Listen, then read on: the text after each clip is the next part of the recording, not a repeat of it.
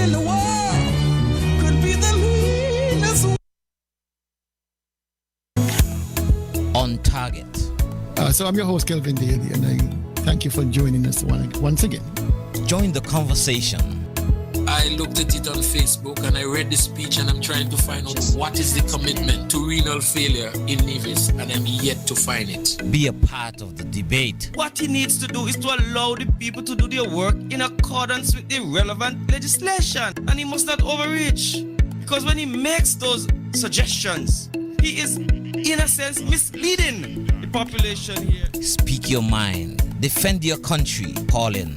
Numbers to call: 869-669-7312. That's 869-669-7312 or 917-460-2187. That's 917-460-2187. On Target, here on 2020 Vision Radio, every Saturday from 1 to 3 p.m. On Target. Be a part of it.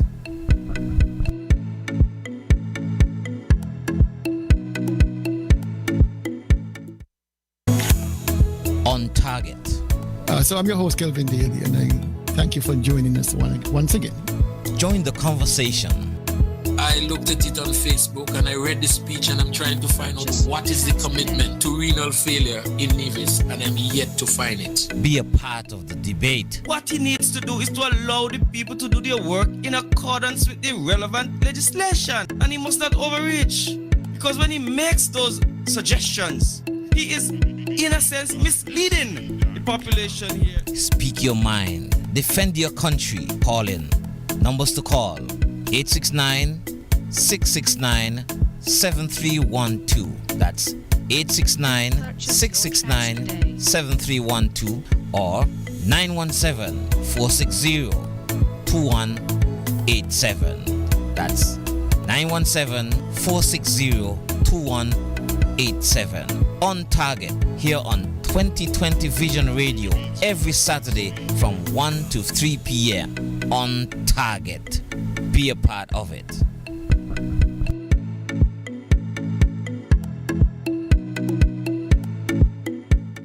The views and opinions expressed on this program are strictly those of the participants and do not represent those of 2020visionradio.com or its advertisers. Let us put our hands together for Papa Wheeler.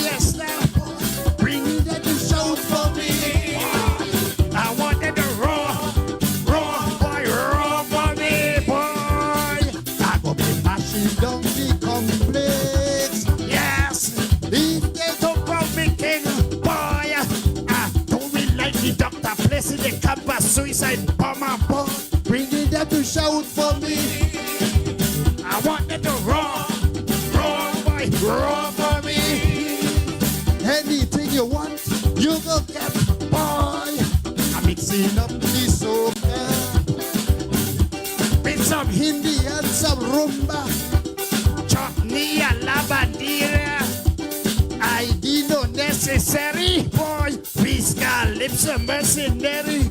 Bring it up to show for me. I wanted to raw for me. Maintain your impulso. Total zombie and beater. Take it away.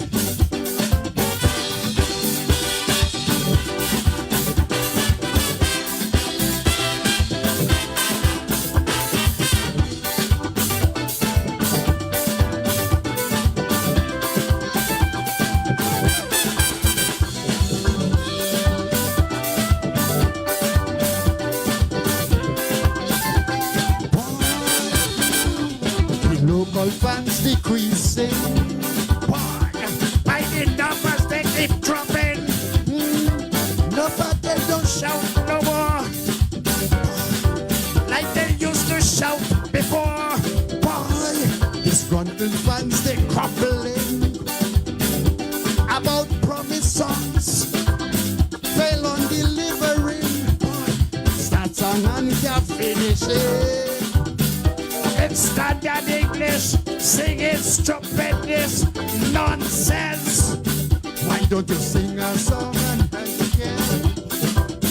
Tell me what happened to me fair share when the money disappear. Ooh yeah, boy. Stuart, if in question here, bring it up to shout for me. I wanted to roll for me. Down the complex. Yes, if they don't call me king, boy, I do me like the doctor, placing their campus suicide bomber. Bringing them to show for me. I wanted to roar for me. I'm gonna be mashing up the complex. Yes, if they don't call me king. Doctor, placing your campus suicide bomber. Boy, bring it up to shout for me. I wanted to roar for me. Anything you want, you go get. Boy, I'm mixing up the soca with some Hindi and some rumba, chutney and lavandera. I didn't know necessary. Boy, we got lips of mercenary. Bring it up to shout for me. I wanted to roar for me. Maintain your impulso. Total zombie and beater. Boy, take it away.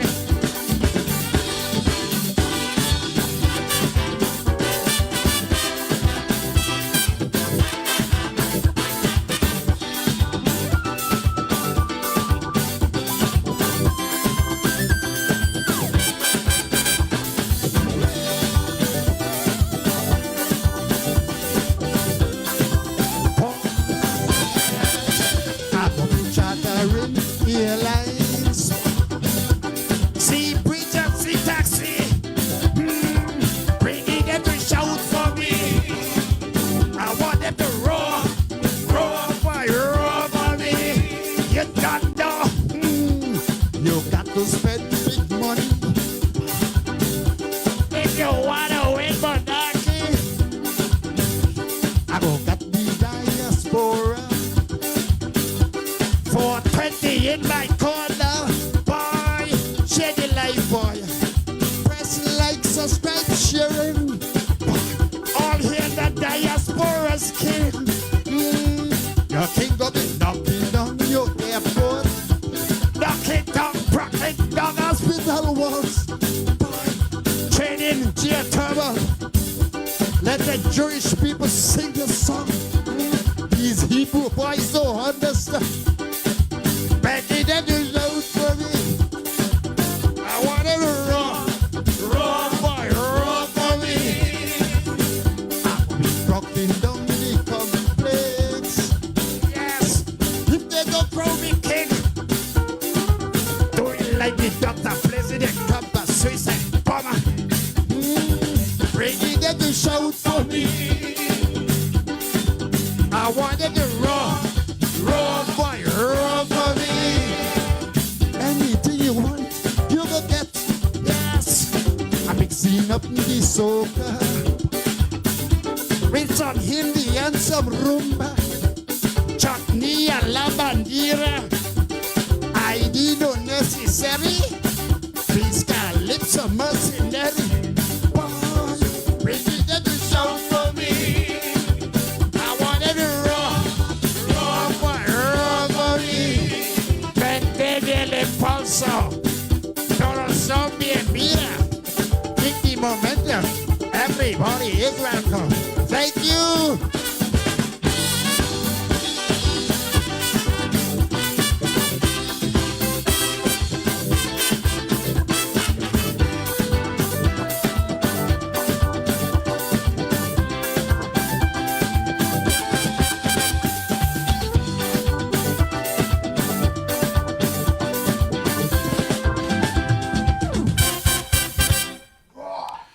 Good afternoon, good Papa afternoon, Wheeler. and welcome to this edition of On Target. And as usual, on a Saturday afternoon, I'm your host, Kelvin Daly. And in studio with me already is my good friend for life, Hensley Danny Daniel. Good afternoon, Hensley. Good afternoon, children. You know, I had an busy morning, went walking this morning, and then get back to get ready. And I think I want to add that this is an important platform to make sure that our people have as much information as possible. So when they make the choices about the government, they make good choices. You know, Kel, I just want to add one little thing. I heard the Premier by accident, well, I heard him by accident talking about the joint cabinet meeting, saying that we must work together. Well, we get to that because that's part of the okay. the lineup. Oh, okay. Well, let me say good afternoon to all those who have joined the conversation here on 2020 Vision on Target, another lovely Saturday afternoon in downtown Charlestown. Let me say good afternoon to all those in the diaspora, those in the region, and those here on Nevis. If you're on the FM dial, Twitch, YouTube, or on the Facebook feed, good afternoon each and every one of you. And let me congratulate all those who made podium today. First up on the board, my good friend up there in the Chicago town, Jetty Taylor. What happened to Loretta these days? She's not first on the board anymore? She's a granny now, many times over, so I guess she's busy babysitting. Oh, okay. So, Jetty Taylor first on the board. Congrats, my brother. Your second week in a row, you've made podium. And then followed closely by my good friend Oral Joseph. And then Cecile Hobson came in third. Oh, okay. And then up in the great UK, Evan Jeffers was fourth, Miller Lawrence fifth, and somebody who's very happy that came in sixth. He actually came in sixth, fifth. 1, 2, 3, 4. Miller Lawrence came in fifth. Judy Connors came in sixth. Joseph Brooks actually came in seventh. And Tonya Powell, we have.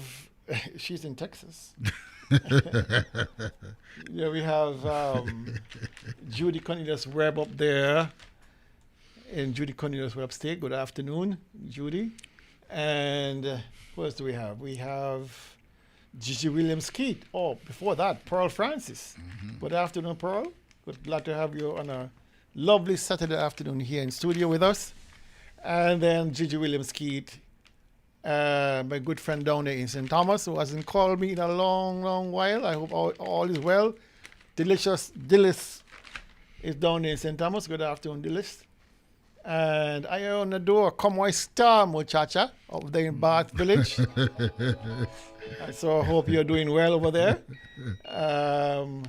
Then we have Violina Ali, the lovely Violina Ali. I saw a photo of her on Facebook. Don't start that conversation. Oh, man. Don't start that conversation. Why? Yeah, leave that. When they look good, you must say so. You have to practice in Nevis. Good afternoon, Tulu. Tulu watching you with condescension. Anyway, we're moving on. Paul Pemberton, good afternoon to you. Paul Pemberton, good afternoon to you. And who else do we have? We have Sharon Stapleton is in the house. Happy Sabbath. That's not easily said, Sharon. Happy Sabbath, everyone. That's Sharon. Sharon Stapleton. Oh, yes, that warrior from Brownhill. Yes. Yes, up there in Boston. Yes. Yes, yes. And then we have, who else do we have? We have Jonathan Pace watching and listening from Florida, US of A. And we have Charles Tyson down there in St. Croix, sorry. I'm sure is Jeanette listening also. And Frankie Lawrence, good afternoon, everybody. So that's from Frankie. Okay, so as persons come on, we will of course say good afternoon. And Kervin Wilkin just logged on. Good afternoon, Kervin. And who else do we have? We have Bernadette. Bernadette Tyson is in the house. Good afternoon, Bernadette. Hope you are doing well. So is Alvy Davis, my good friend from Craddock Road, one of the fastest men Navy's ever produced. Boy, I have time, how time has flown, I should say. Time has flown, yeah. He used to run fast, he can hardly walk now. What do you want?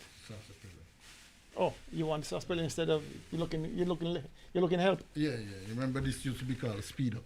Yeah, Tulu brought a sarsaparilla for me and he brought a water for Danny. Danny asked to exchange the water for the sarsaparilla because he looking help. Speed up, we call it. These things can only help the living, they can't raise the dead, Danny. Yeah, I know, but they can keep you alive.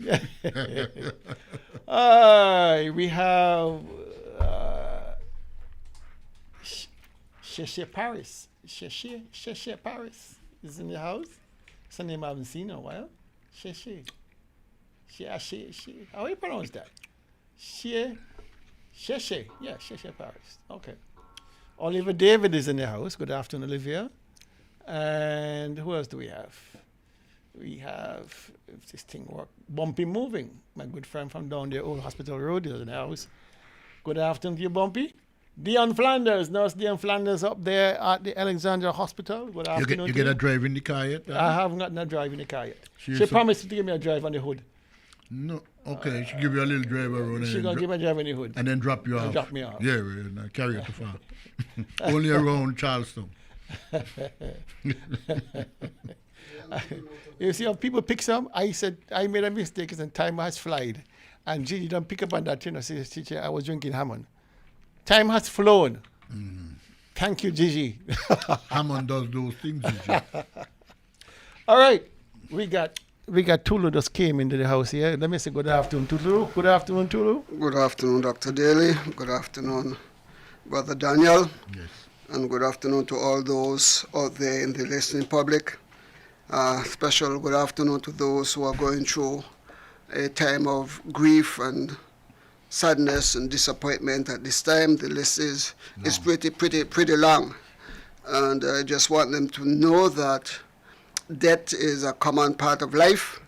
It is even more common than eating food and drinking water. Why do you always start with such? They say if we do not drink water and if we do not eat food, we are going to die. But whether we eat food or drink water, we are still going to die. It's a part of the painful process of life that we do not like to talk about, we do not like to hear about. But we are all going through it, and all I'm saying to those who are going through it. Part of his grieving. All I'm saying to all those who are going through it, we are in this thing together, and the Lord is going to see us through it.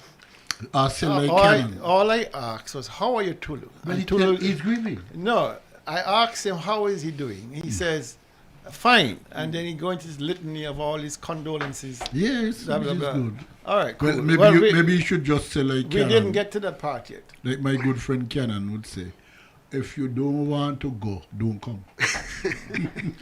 All right. Have no control about coming. All right, thank you, Tulu, for that somber greeting. Let me say good afternoon to my good friend down there in St. Kitts who have not greeted lately, but I'm certain he listens, my good friend Don Van Camper. Good afternoon, Don. I hope you're doing well. And remember us in your Thanksgiving. Classmate. Yes. All right, let me say also good afternoon to Arlene Stanford Jeffers. Well, Jeffers Stanford. Yes. Who just clocked on. And she was having a wedding anniversary the other day. Oh, really? Mm-hmm. Okay.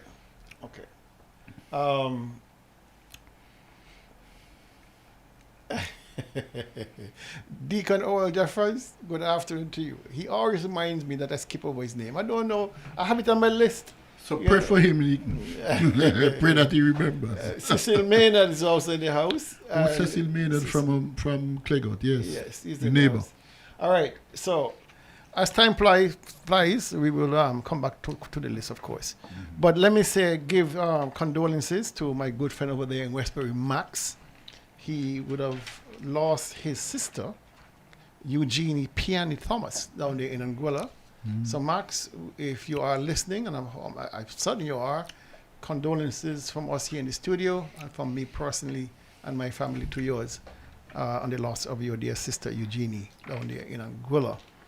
There's other unconfirmed condolences, but I feel restrained to say anything because I don't know for sure yet, and so I'll leave those for another time. All right. Jessica Lois just signed on, and so is my good friend Annette Morton, Sebastian Williams, and he's saying, I'm watching from Nevis. Sebastian is in Nevis. Okay, all right. Welcome. Ask Annette if she's cold. And it's always cold. And it's from Rollins. So you could send her a little Hammond for heating. She's not a libation drinker. No, Tulu will agree that it's for the stomach's sake. Okay. What are you trying to learn to you think for? That's the whole thing, Dr. Daly. Why am I drawn into this? All right. We got so much to talk about, so we're going to get started right away. Okay. A lot to talk about. I hope you can get it done by 3 o'clock. A lot to transmit to the people. You're not hearing? Okay, go ahead. We'll get it started as we go along. I'm hearing you. Yeah. You hear me through the mic, but I'm not coming through the headset. But we'll get through it. You hearing anything? No. Sorry. Go ahead. Anything? I will pick up. Go ahead now. Try a different headset now. Try a different headset. You're not hearing. I don't want to be missing anything. I'm not going to miss. Go ahead. All right. I will only miss if a phone call coming, but it's okay. All right. So on Tuesday of next week, the Premier will have his monthly press conference on Tuesday next week. That's January 30th. And I hope, gentlemen, and pray that he does not waste any time talking about Culturama 50 or the just recently concluded joint cabinet meeting. I want the Premier to focus on one thing. One singular thing. Can you tell me what that one thing is, anyone of you gentlemen? The hospital. The hospital. The hospital. If you're not talking the hospital, we don't want to hear nothing. And bring the figures and the numbers. Well, that's where we're going now. Because we only need one topic. The Alexandria Hospital Expansion Project. Yes. And I'm saying to the Premier right now, make sure that these following documents, you have them with you when you come on Tuesday, 10 o'clock. When you come Tuesday, 10 o'clock to talk on your press conference, make sure, Mr. Premier, you have these following documents. Take a pen and write them down. I don't want you to come and say, you can't recall, you don't remember, you have to get back to you, whatever it is. It's left to the department. Say what I'm telling you right now. Walk with these documents. Take a list. First document. Mr. Premier, please bring the tenders document. Please bring the tenders document, which would have outlined the process for the selection of Mr. Brand's architectural company, Brand's Architectural Services. Bring what doesn't exist? Well, we're not going to get there. He's supposed to bring that document. Bring the tenders document that gave Mr. Brand this $19 million project to do. All right? Bring the costing, the fees that Mr. Brand was paid to design the hospital expansion. That's the first piece. The second piece of information you must bring is the costing document for Thomas Duke Architects out of Jacksonville, Florida, who designed the interior of the hospital. The costing document, how much did Thomas Duke Architects charge the NIA, the people of Nevis, to redesign the interior of the hospital after Spencer Brown would have been paid to do the entire project. The third piece of document I ask you to bring, Mr. Premier, is the costing document from Haddad Engineering Inc. of Jacksonville, Florida, who redesigned the electrical, the mechanical, the data, and the control access systems for the hospital. You got that? Haddad Engineering Inc. Bring that document with you. The costing, what it costs to redesign those systems. Electrical, mechanical, data, and access control. The fourth piece of document you must work with is the costing from medical design consultants to do the quantity survey. That quantity survey document, how much did it cost? Make sure you have that costing document with you. But wait, Kel, you're not going to ask him for the one for the... Hold on. For the sink it one? Hold on. No, that was a fake. He not got that. Right? I want to see the costing document. Now, remember, there's two pieces of information that the quantity surveyors must provide. One was the cost for them to do the quantity survey, and two, the costing document that encapsulates the entire cost for entire project. Yes. So all the mechanical, electrical, access control, plumbing, everything will be in that document. The cost to equip and install all of the pieces of equipment. All right? So the overall cost will be captured in that costing document from medical design consultants out of Jacksonville, Florida. All right? So those are the 5 pieces that you must come with to the press conference to upgrade, to inform the public at what this project really cost. Furthermore, Mr. Premier, furthermore, there are questions I wish somebody will pose to you, but I'm going through as if I was there. Why was PAHO, the Pan American Health Organization, the preeminent organization in the Eastern Caribbean, North Latin America, the Caribbeans, that helps and advises governments on these sorts of investments, this sort of infrastructure investments? Why was PAHO not consulted from the very beginning, from the very conceptual stage of this project? Why were they not brought in on the ground floor? Why, again, Mr. Premier, were they only consulted and brought in when the project ran into an iceberg 3 years down the line, 12 months after the finish date should have been completed? You ran and got PAHO to come and to give you advice. Whose decision was it, Mr. Premier, not to consult them earlier at the initial stage? What role, if any, Mr. Premier, will PAHO play going forward? Now that they've recommended all of these changes, what role will they now play going forward to make sure that this project is done according to international standards? And the last thing, from us here in the studio, when will construction resume and what will be the completion date? So, Kel, it seems to me here that you are asking of the media houses in this federation called St. Kitts and Nevis to take off the yo-yo approach, take off the yes sir, yes ma'am approach, and get into the investigative arm of journalism, so that at least the citizens of the country can be provided with the information. So you are really calling upon the people who will be there.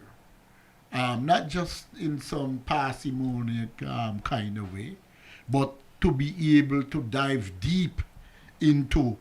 You see the last question you mentioned here, Ken? The medical design consultants, whose job it is, who will have to tell us A, how much they will charge, and B, how much it will cost to retrofit the entire project. Those are critical questions. And the issues of cost have to be addressed, because the money is not coming from the Premier's pocket. The money comes from the people of the country. Kelly, the $1 million question, what if he doesn't? Well, that woman thinking that what if he doesn't? The Premier is not going to answer those questions. Okay? They're not hard questions. They're not hard questions. He has the printed information. But this is an administration that is shrouded in hiding from the people of Nevis. They've been hiding, and I do not see him coming forward and telling the people the truth of this whole project. He's not going to do it. But somebody need to ask. Of course. Somebody needs to go on the record and ask him for the purpose of the record, whether he answers truthfully, whether he deflects as usual. He must be on the record being asked these questions, because without the Freedom of Information Act, all right, then we have no way of knowing or having access to any of this, what should be and what must be standard public information. But he do not want us to know. He do not want the people to know. If he wanted, it is not his call. If he wanted the people to know, he would have made sure that there was a leader of the opposition. He would have made sure that these things that he put into the parliament since 2018, they would have been up and running, well policed, so that we could have a transparent administration running the affairs of the people of Nevis. But there's nothing in his track record has indicated to us that he's interested in giving people the facts. I mean, when you find a gentleman who at every time he have to speak, he have to tell lies, which means he's hiding the truth from people. And when he's armed with the truth before him, and rather than presenting the truth that is there, written in black and white for all to see, he has to tell lies. What make us believe that he's going to come at any press conference or anywhere and tell us the truth? Okay. What is the cost of not doing this? Well, we are going to continue to suffer. Oh. We as the people will continue to suffer. You see what is needed? If there is not a mass outcry from the people that our voices are heard loud and clear, it's not going to move. We see, let's take this call.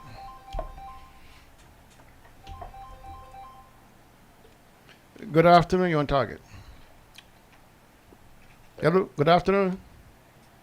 Yes, gentlemen, I know it's early, but I had to call. Yes, good. This conversation requires interaction from the public.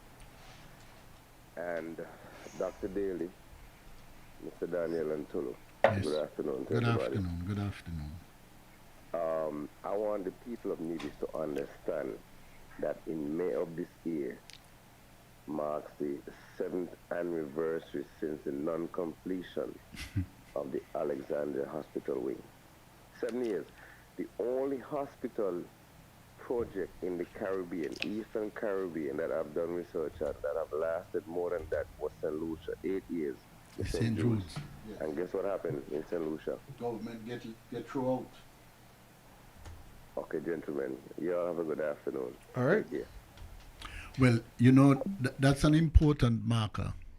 If I am saying now that it would be quite appropriate, based on what the caller just said, if in May of this year, by May of this year, all of these questions here are not answered. Well, it's a long time. Well, I mean, 6 months, 4 months away, or 5 months away. May of this year, whether they start the work or not, it's time to have a massive demonstration against what we call locally this mock-up at the hospital, because it means that the demonstration will say to the Nevis government, look, you either fix up, shut up, or leave. And that must be very clear. As the caller just said, the only other hospital that had lasted this long in terms of its construction is the St. Jude's Hospital, and the government lost over the matter. This government, after 5 years of doing the hospital in 2022, the people of Nevis had come to that realization that the government must leave. We are now saying, based on the caller, I am saying that we should have a massive demonstration in May. The last time question, which was seemingly serious, or asked of the Premier regards to the hospital, his response was, why are you making noise for? If you have a house living in and you decide to build another or do an addition and the addition is not complete, it doesn't affect you. I mean, nothing changed in terms of the services at the hospital. So he is comfortable where he is.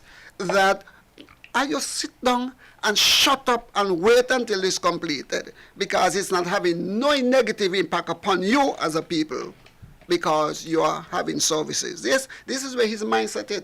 The total disrespect that he has for the people and the disconnect that he has. So he thinks that way. That position that he has is the only position he has. It's a fallback position. And I could understand his argument. More importantly, though, is that civil society needs to now start taking responsibility. Of course. For this. We here in the NRP and in our programming have been calling out the government for years. For years. You have persons in the diaspora like Corvin and Gigi and other persons out there who have been calling out the government. But the boots on the ground here have allowed this thing to go unanswered.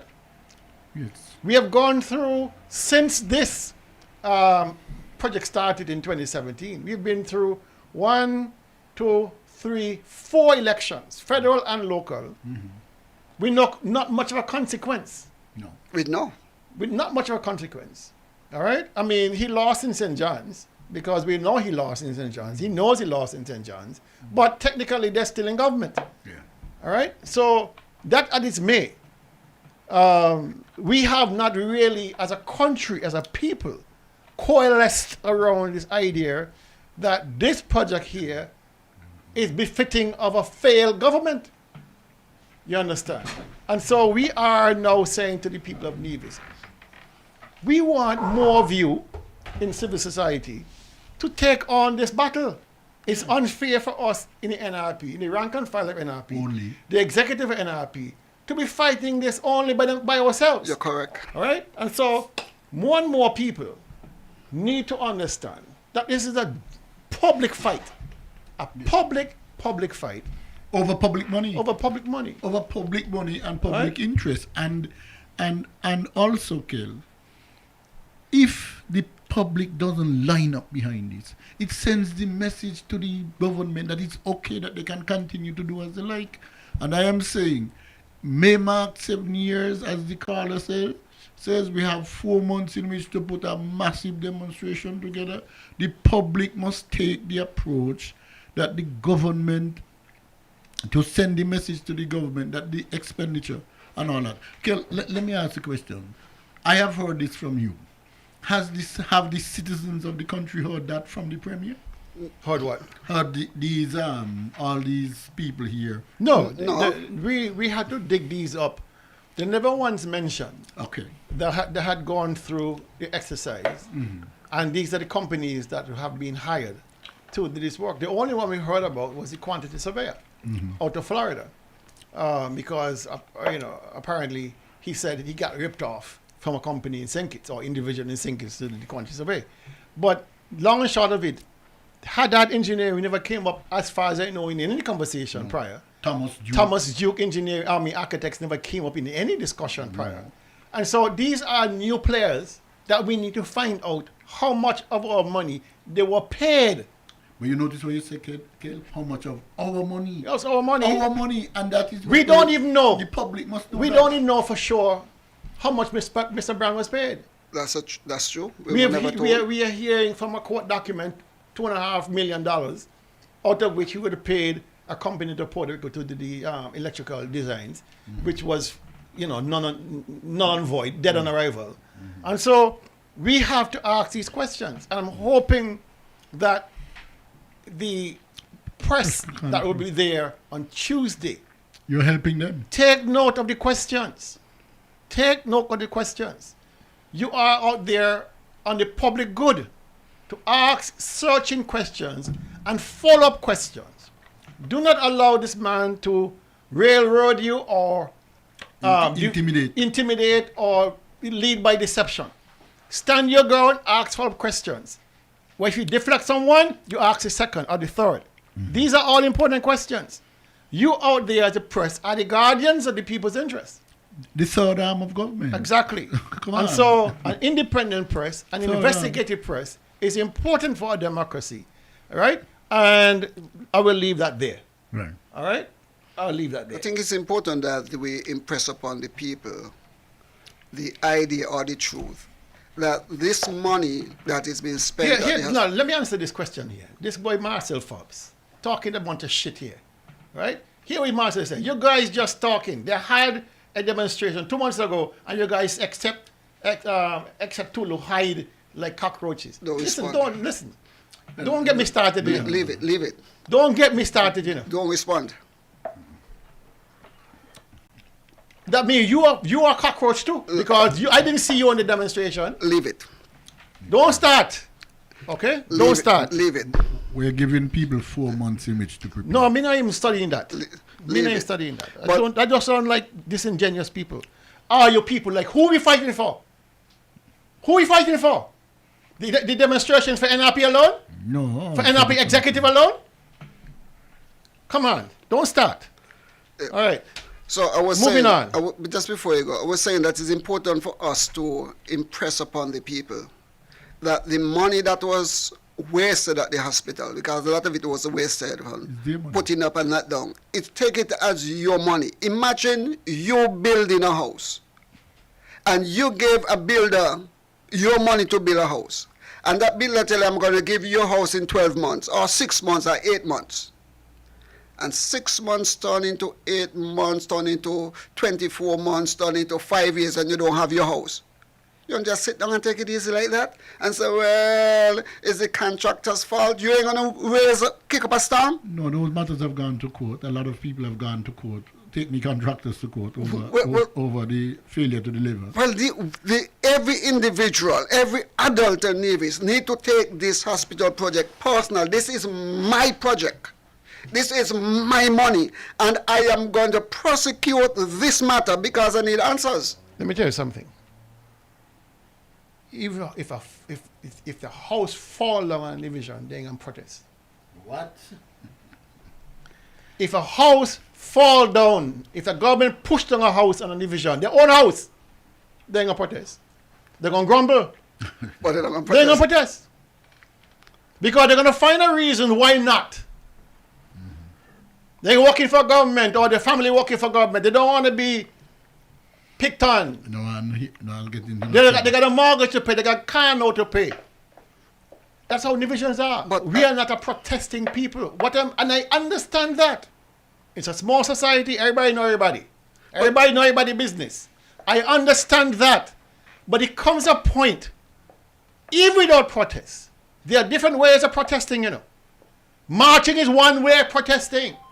Only one way of protesting. That is true. Voting is the imminent, most important protest vote where protesting you can come across. Absolutely correct. And so while you may not want to walk in the street and protest, remember, once you go in that booth to vote, it is you and God alone.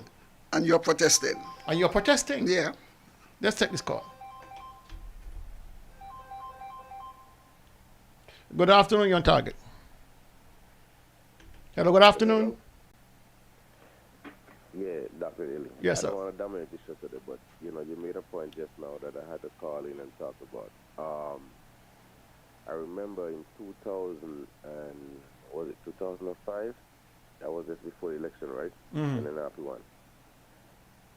And, you know, we had some people, we planned a protest about the road from, because, you know, CCM was doing the road from, Cotton Ground to coming Newcastle. from Newcastle or whatever, and, you know, all that stretch of road was just like bumped up. We sat down, we planned it, we had put, cards, everything.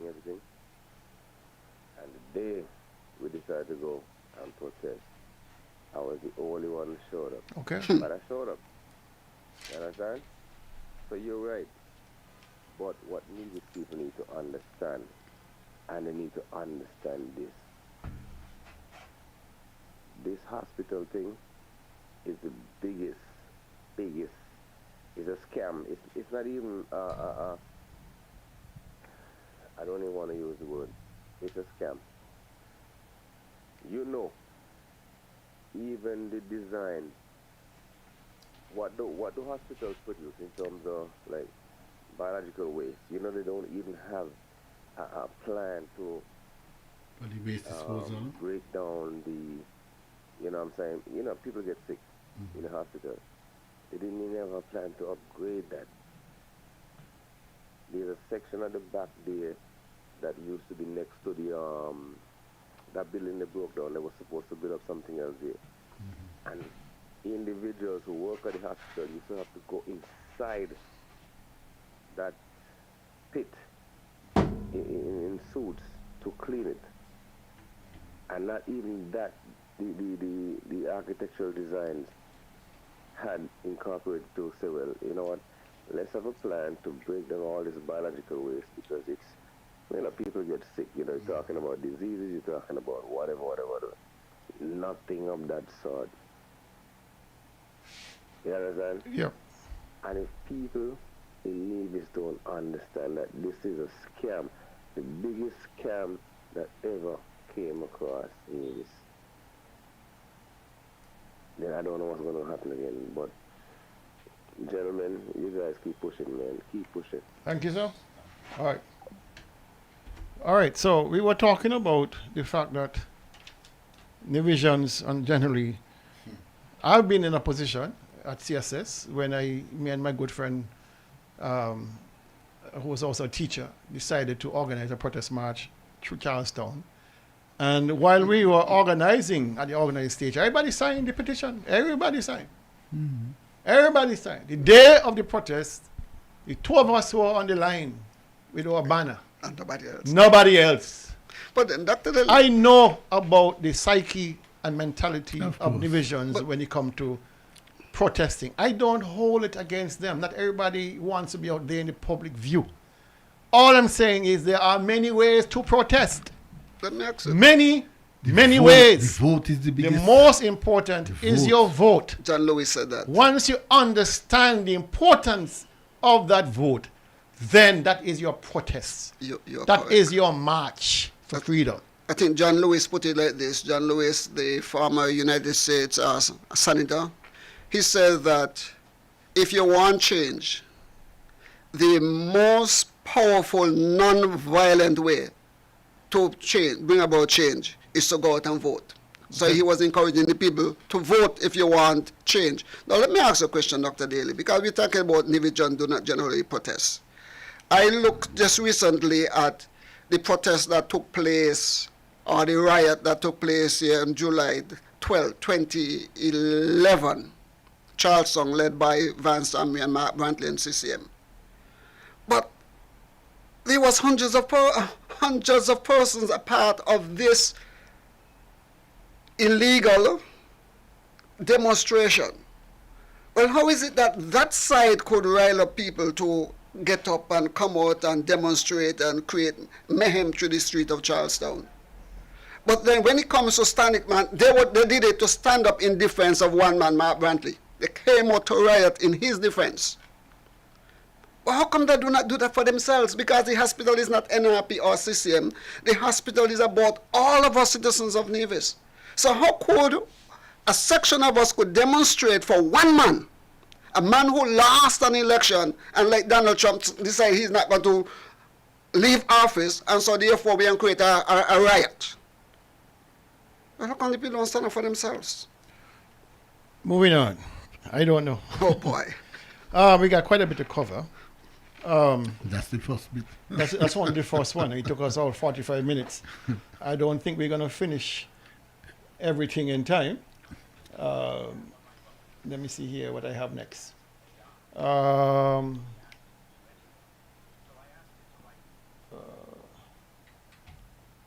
Okay, this is next. Water. The water rationing schedule has started already. This is January, and the schedule was up last week, and it was for 2 days. But I will predict that this is the beginning of the water rationing schedule for the rest of the year. All right, we are under a watch again in terms of water drought. Drought conditions, and they will last way into 2024. All right, so far, St. James has been the focal point of this water rationing. Butlers, Brooklyn, Madden's, Camps, and Potworks, they are under the gun. Water being turned off for 2 days, from 9 in the evening to 5 in the morning. I predict with certainty that new schedules will come out because it has not been raining, as if rain has anything to do with the water we pump. The demand is, of course, greater than the supply. There has been a proverbial problem with this government. And I want to go back to the budget address to understand what is going forward, what is going to happen going forward. So page 27 of the budget.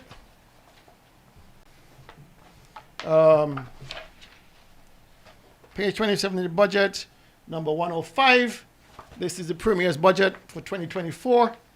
And I'm going to read a small excerpt because you remember, let me summarize that the Premier said in his budget address that he invited proposals or tenders from 5 companies to drill 3 wells on Nevis. And he identified the areas based on recommendations by Skip Hogue of Beer Rock Consulting. You remember that name? Whom he knew nothing about. Whom he knew nothing about the second month after he said it. But anyway, they said they've identified 3 places: Descents, Estate, Rollins, and New River for these 3 new wells. And I would want to read to you what he said in the budget. It is the intention of my government that, having received proposals and selected the driller that can be mobilized very early in the new year, we have allocated the amount of $5 million in this budget to facilitate the work on the first phase of this water drilling program. We're not going to phases again. First phase. God knows what is phase 2 and phase 3. I don't even know what the phase 1 is. I just was going to ask you, what is phase 1? I don't know what phase 1 is. But Is phase 1 the drilling? Is phase 1 the acceptance of these bids? Kel, you notice what he said?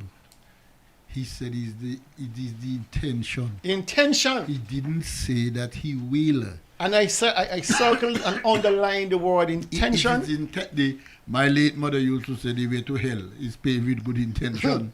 And you notice that is how he covers himself when nothing will be done. So if at the press conference 1 year after, whenever time you ask him, he said, but that was only my intention. And of course, you could dream up a ton of reasons why you didn't get it. If he had written, Kel, and if you look at the distinction in the language when we in the NRP were in government, it says the Nevis Island of government will or shall implement. Shall? He didn't say that. He says his intention. So when it comes to me, I wouldn't waste any time on people. I'm just giving him advance notice that we intend to keep talking about what he promised in his budget. Shall. And his intention, whether good or bad or indifferent, will be exposed. His intention will be exposed. Yes. He said 3 wells. You said $5 million was allocated. You said in the new year, first thing in the year, we are almost into February.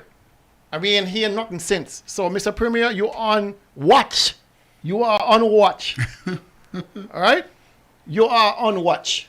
to deliver these 3 new wells come the first quarter of this year. I'm holding you to that. He, All right. and he has. When was the last time they brought a well to fruition to produce water? In the last 10 years, how many wells have they brought? 0. They haven't brought any. Okay, and he writes in a budget in December of 2023 that within the first quarter of 2024 he will bring one. Listen, you cannot use a budget as a sounding board. It must be a legitimate, of course, meaningful and substantial budget. You do not have these options of saying, is it intention? You shall bring these things to fruition. You don't have that latitude when you're dealing with such a critical piece of our existence, which is water, and access to clean, potable water. Critical utility. All right?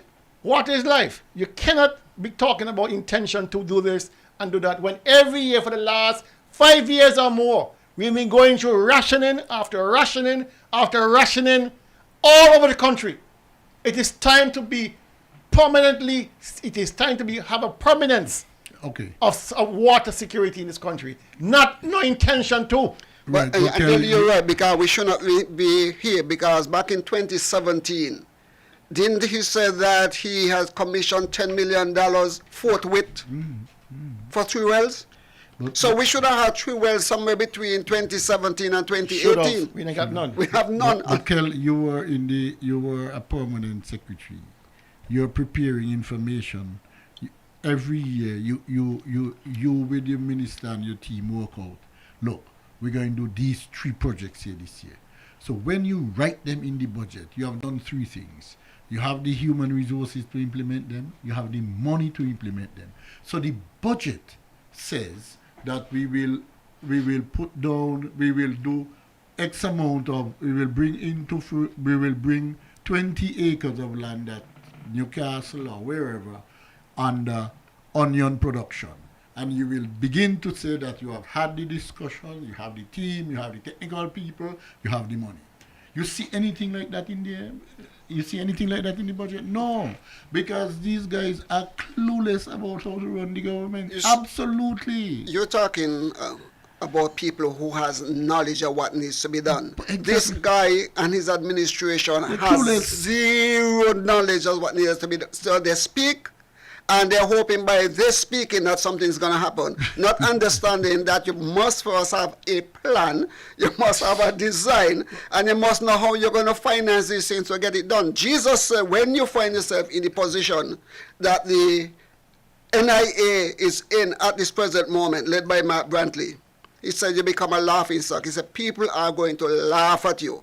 And so some people say that we are trying to embarrass the man. No, we are not trying to embarrass the man. The man is a complete failure. He has demonstrated all the classic signs of a fool. And Jesus says, when this happens, he said, no man set out to build unless he first sit down and analyze. I mean, where am I going to go in? How am I going to get it done? Do I have enough money to start this? How far am I going to reach? And so if you do not do that, you are going to be the laughing stock. This young man has not learned anything because what? He had a problem following. And a person who cannot follow cannot make a good leader. Moving on. MSR, back in the news. Again. You know. Hold on. Drop all your horses. You don't bring a load of things here. Hold your horses. Dr. Daly. Eye to eager. No. Eye to damn eager. No. Hold your horses. Things have gone off the overboard. But we'll never go again. Hey, come back. Let's go. MSR back in the news. But a man play. Back in the news. Hold on. Who put it in the news, you? Me? Why would I put MSR in the news? It's to load the bat in a man play. Let's go then. MSR is back in the news. Mm-hmm. So, since they're back in the news, before I get to the new news, let's talk a little bit about the old news. Okay.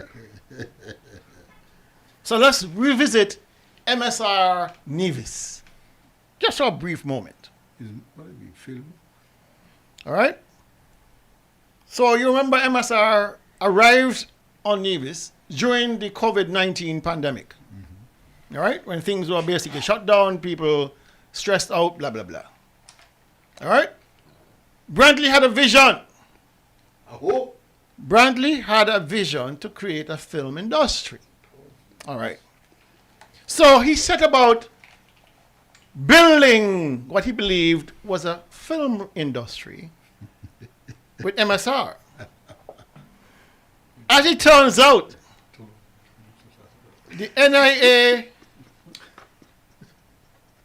NIA's subsidy to MSR was and remains the largest direct cash giveaway in our history.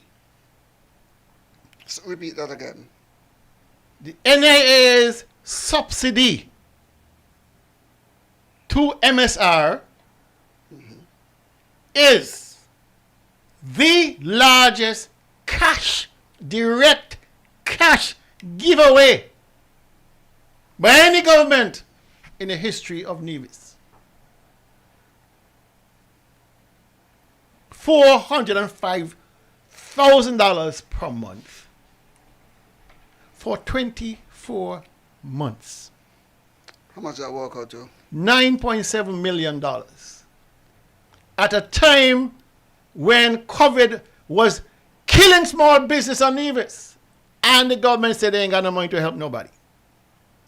Yes. At a time when small businesses were on their knees with overheads but no income. So when the man was saying that his government is running on fumes, he was giving away... He said they were running on fumes, but not for MSR. How much million it was? $9.7 million. Easy.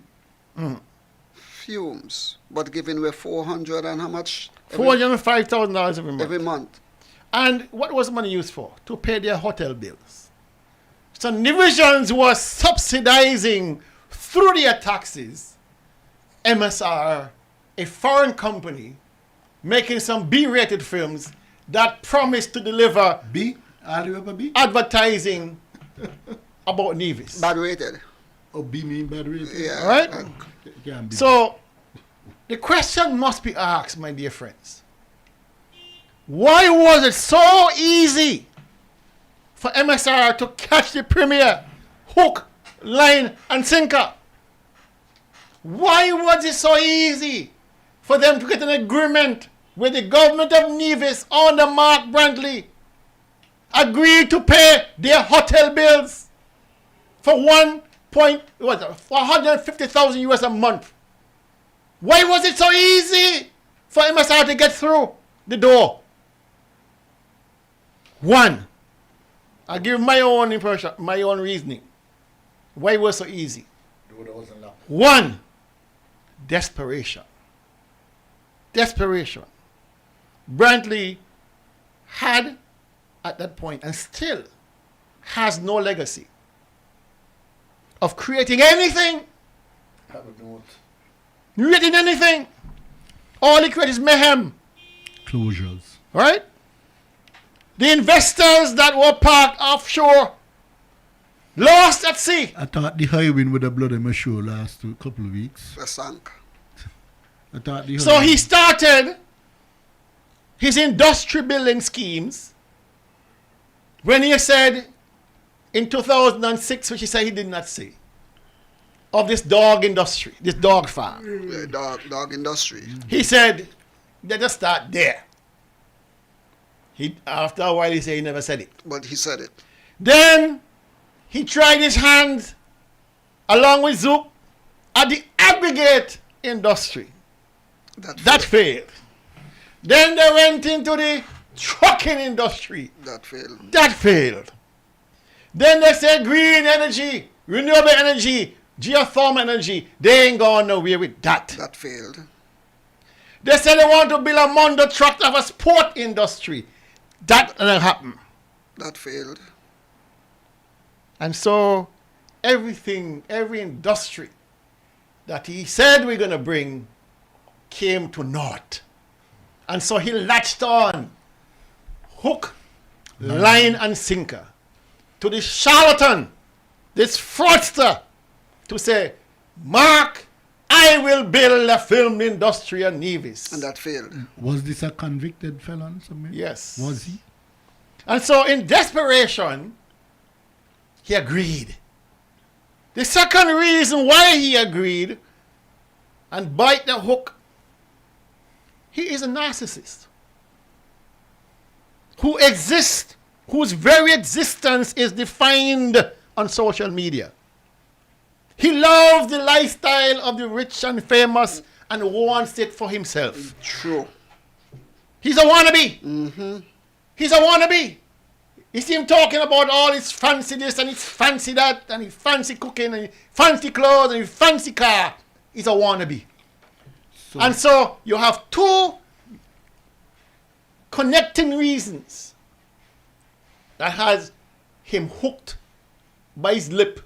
I should say in his throat. Desperation and wannabe. Desperation. And want to be. And a narcissist who wants to be something special. And so Philip manipulated him like you're making Johnny Cake, just roll him up and say, I will make you a superstar.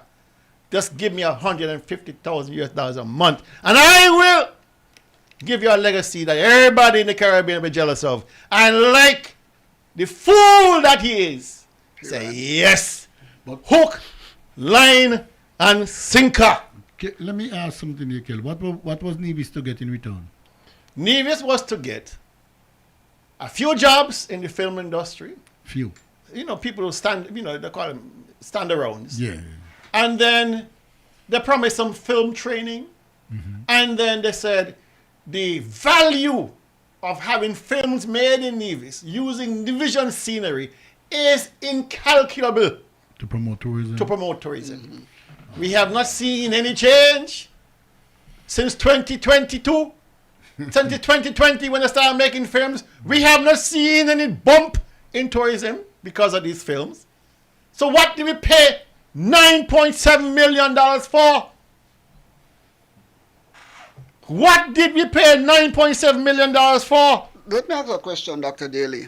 With all of this that you're saying there, for these people to come and set up this film industry, they would have had to have legal representatives on the island.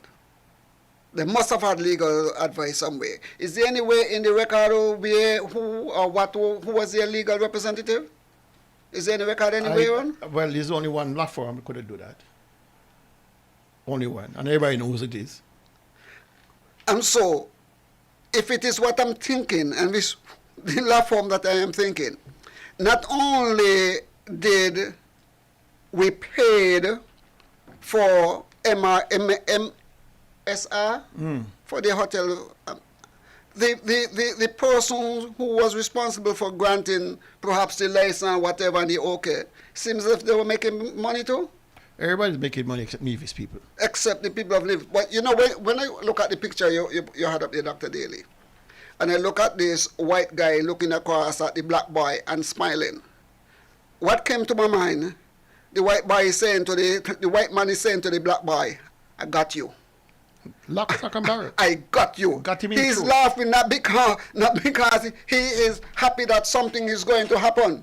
He's laughing because he said, I got this little black boy in my clutches, and by time I'm ready to pull up stake, I'm going to be well off. Well, living in January 2022, we learned that MSR Nevis had packed up, lock, stock, and barrel, and moved to St. Kitts, having bought OTI for a reported $12 million from TDC.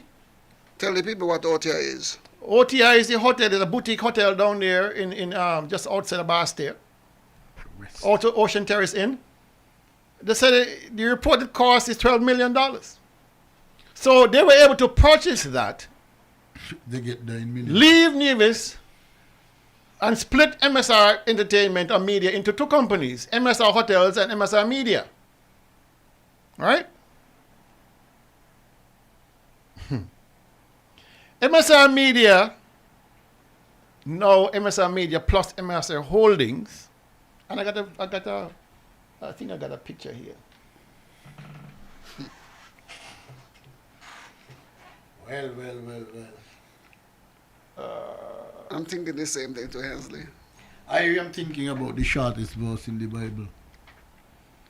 What's the shortest verse in the Bible? Well, Jesus wept. But and continues to weep. The people of Nevis doesn't seem to be, well, I shouldn't say. Some of us don't seem to be weeping. I thought I had the picture, but I don't. All right? But in January, they picked up and left, went to St. Kitts. They now became MSR Media plus MSR Media plus MSR Hotels. They were able to secure from the previous government, the Harris government. I don't know how far back. I don't know if Brantley was there at the time, before the fallout. $60 million US dollars through an option under this CBI program. I should say more accurately under the CIU, the Citizenship Investment Unit. All right? Now, they were able to secure, again, there's a new option, new brand option under the CIU. Just like you had the Hurricane Relief Fund and whatever other funds they had. This new option came about recently. And it's called the Public Benefits Option. The Public Benefits Option. Brand new. It was launched in November of 2023. 22, sorry. 22. All right? They never really, they launched it without opening it for investment. All right? Now, I want you to listen. Before I listen, recall in November of last year, 2023, a letter penned by a lawyer in the States representing the principal of MSR Media, MSR Hotels, Mr. Philip Martinez, saying that there was fraud and corruption and money laundering being perpetrated by the former Prime Minister, Dr. Harris. And that they will seek legal recourse because they felt that because of fraud, corruption, and money laundering, they were able to offload their $60 million worth of shares. They felt it was unfair competition because other programs which are being administered by the government were allowed to sell below the threshold of $250,000. Some were going accusedly as low as $70,000. All right? And so I found it very interesting, gentlemen. Then rather than sue the government for whatever, they decided to sue the former Prime Minister in his personal capacity. Which, of course, Timothy Harris responded. I want to listen to something that Andrew Huey put out. Listen to this. The public benefit option of the St. Kitts and Nevis Citizenship by Investment Program was officially launched and presented on Tuesday in a digital conference organized by MSR Media St. Kitts and Nevis. MSR will be the first entity to utilize the public benefit option in raising funds for the production of films to be shot and produced in St. Kitts and Nevis, while also providing employment opportunities and investments for the country.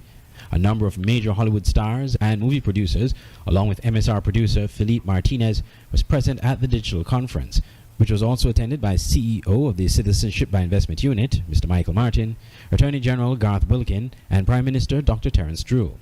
Also, during the digital conference, the Attorney General and the Prime Minister provided assurances that the abuse of the program, which happened in the past, where passports were sold under the legally prescribed amount, has come to an end, thanks to new regulations pushed through by this current administration.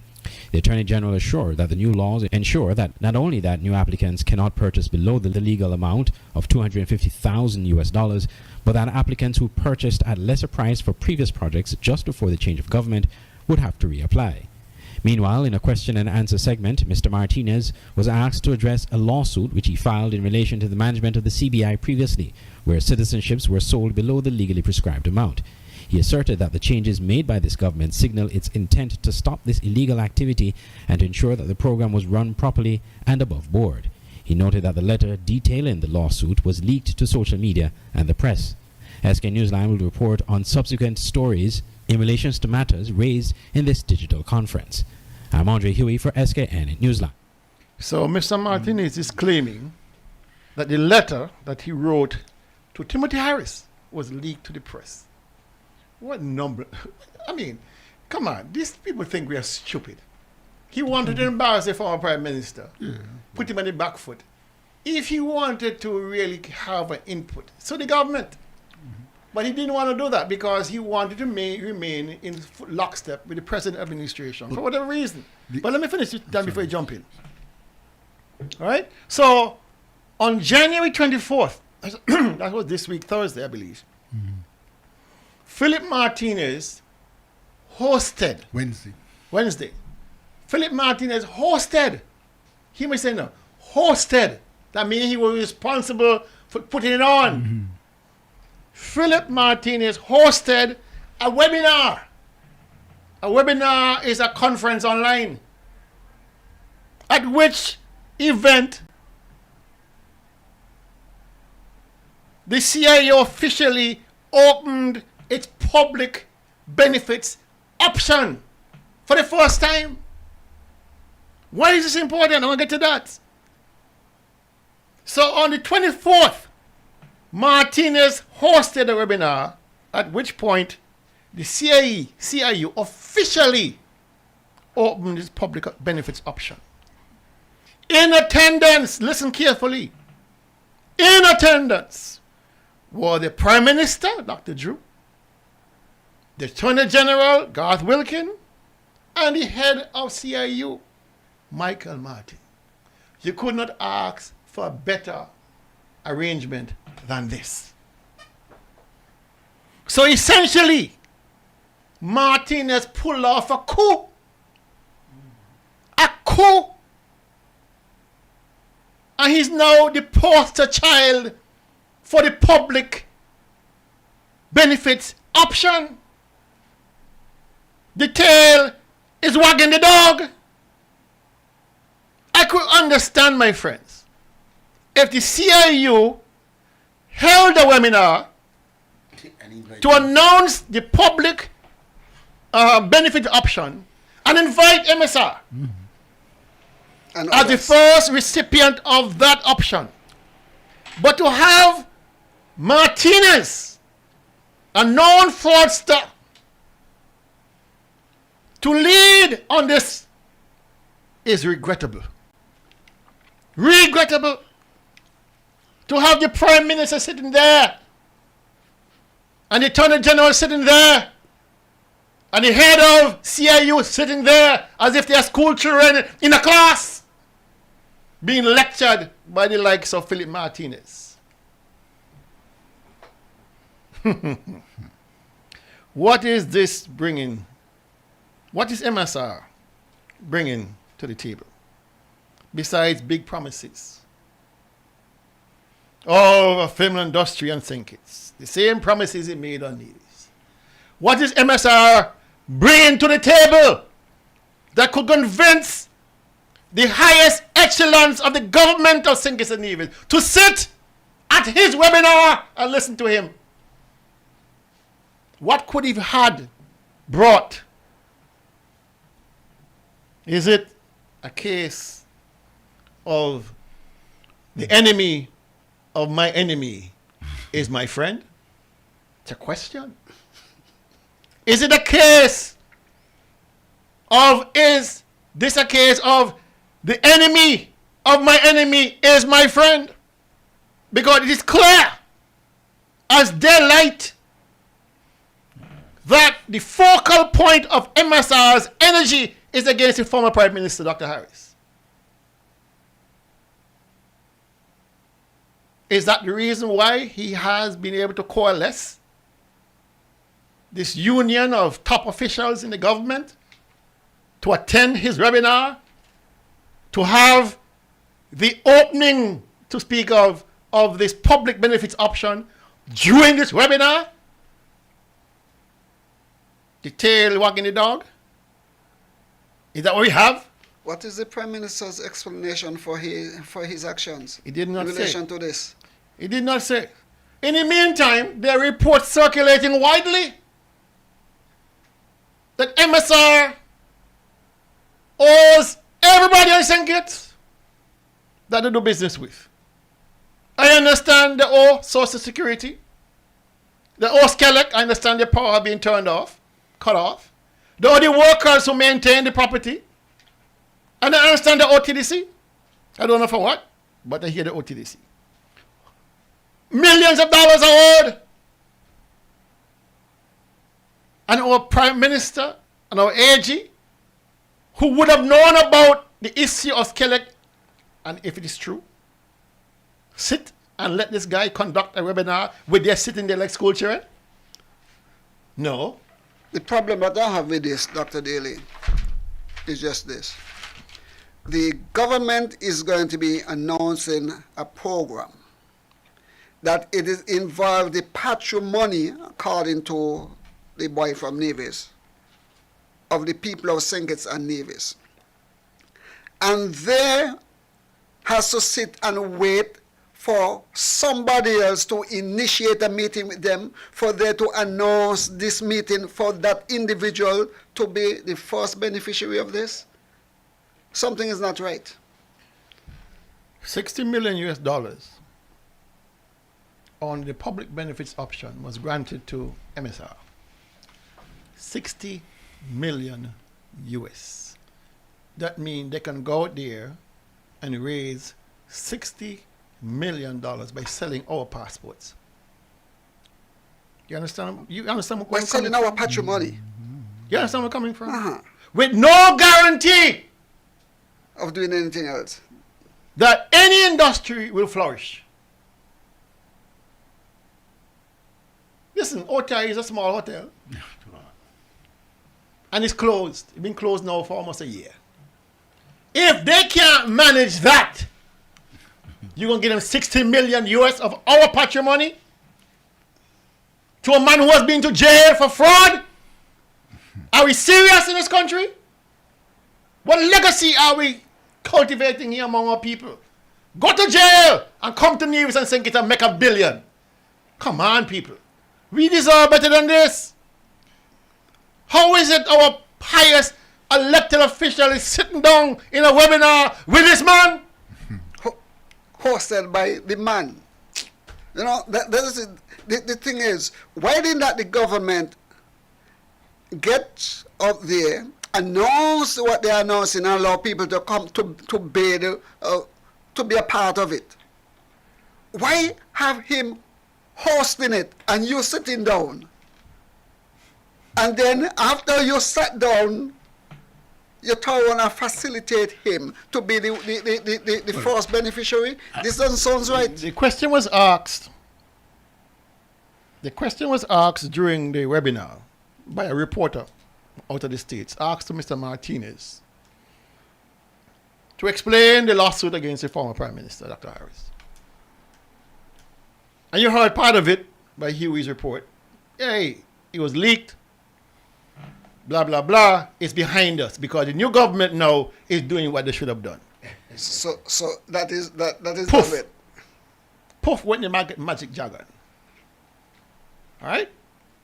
But he's confident that the U.S. authorities will take up the matter because the deal, according to him, to undersell the CBI was done in U.S. dollars using U.S. banks with U.S. citizens. So he is now hoping the U.S. government would now step in and grab Dr. Harris. he has done his part to help get rid of Dr. Harris. That's basically how he came over. Dr. Drew, I have done you a favor. In getting rid of... He said, I am the fall guy. He said it in a webinar, I am the fall guy for taking on Dr. Harris. What that means can only mean one thing. You owe me. The enemy of my enemy is my friend. You owe me. Yeah. What else can it mean? So you believe that giving him the first preference is paying It's him... not only getting the first preference, but by having him lead on this webinar. You have surrendered to him. And having him say the things he said, that he put himself out there in front to go after Dr. Harris, who in his opinion and his belief committed fraud, money laundering, and wire fraud. He has put himself out there as the purveyor of this so-called truth. And so what he's saying, and these are things he did not have to say, he said, I have put myself out there in defense of this country's CBI. Really? And what the conclusion can be, what only conclusion you can make, you owe me. And so he was paid. You're not paid yet? Yeah, but if somebody comes to do movies or films or whatever, and they have left Nevis and they go to St. Kitts, they buy a hotel and so on, and you see nothing has happened. I don't know that you could expect anything else to happen. But all I would say is that I would like it seems to me as if you are foreign, you are non-national, and based on what you said, Kelvin, the history of infractions with the law in their respective countries. I mean, the local people. So, you're falling asleep on me here. No. I'm just Come saying. on, man. Pick up the tempo. No, we are listen, running listen, and you're running. listen, You're listen what I'm talking like you saying. need some energy. No. Listen what I'm saying. The local people in the country, I would prefer. I long to hear the local people with that level of, what do you call that now? That level of influence, because I don't believe if a local person with the history of Martinez, you think they can get the same level of assistance? That's what I'm asking. Okay. It's not going to happen. We're moving on quickly because we're almost out of time. I mean, it's 25 to go and we got a lot more to cover. We're moving on. So this week, Monday, we had this. A joint cabinet meeting between the SKNLP Labour government and the NIA CCM government. All right? On Monday. The contingent from St. Kitts came up on the Coast Guard cutter, were escorted to Four Seasons. They had their brief meeting. Then they went out to lunch at Calypso over there in Potworks. Brief meeting? Yeah. All right? Now, here it is. Brief. That is Dr. Douglas shaking the hand of the Premier of Nevis. And I know he probably laughing his ass off about this meeting. Because I want to read to you something that is very important to know. All right?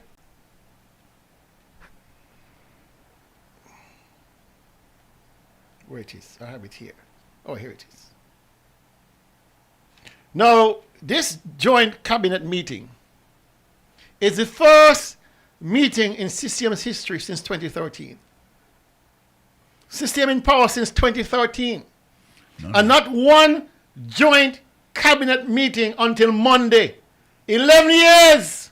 No, they were in power 92 to 2006. Well, we talk about the most recent. No. They had 14 and plus that. All right. Since 2013, 11 years ago, they haven't had a single joint cabinet meeting. Even though he was part for of 7 years of those 11, he was in they were part of the Team Unity government. Yes. Not once did they have a joint cabinet meeting. Joint cabinet meeting. NRP came into power in 2006. July. And the first joint cabinet meeting occurred in 2006. In October 2006. I want to read something that Denzel Douglas wrote back then. In 2016, in 2006. 2006. These are Denzel Douglas's words, the former Prime Minister.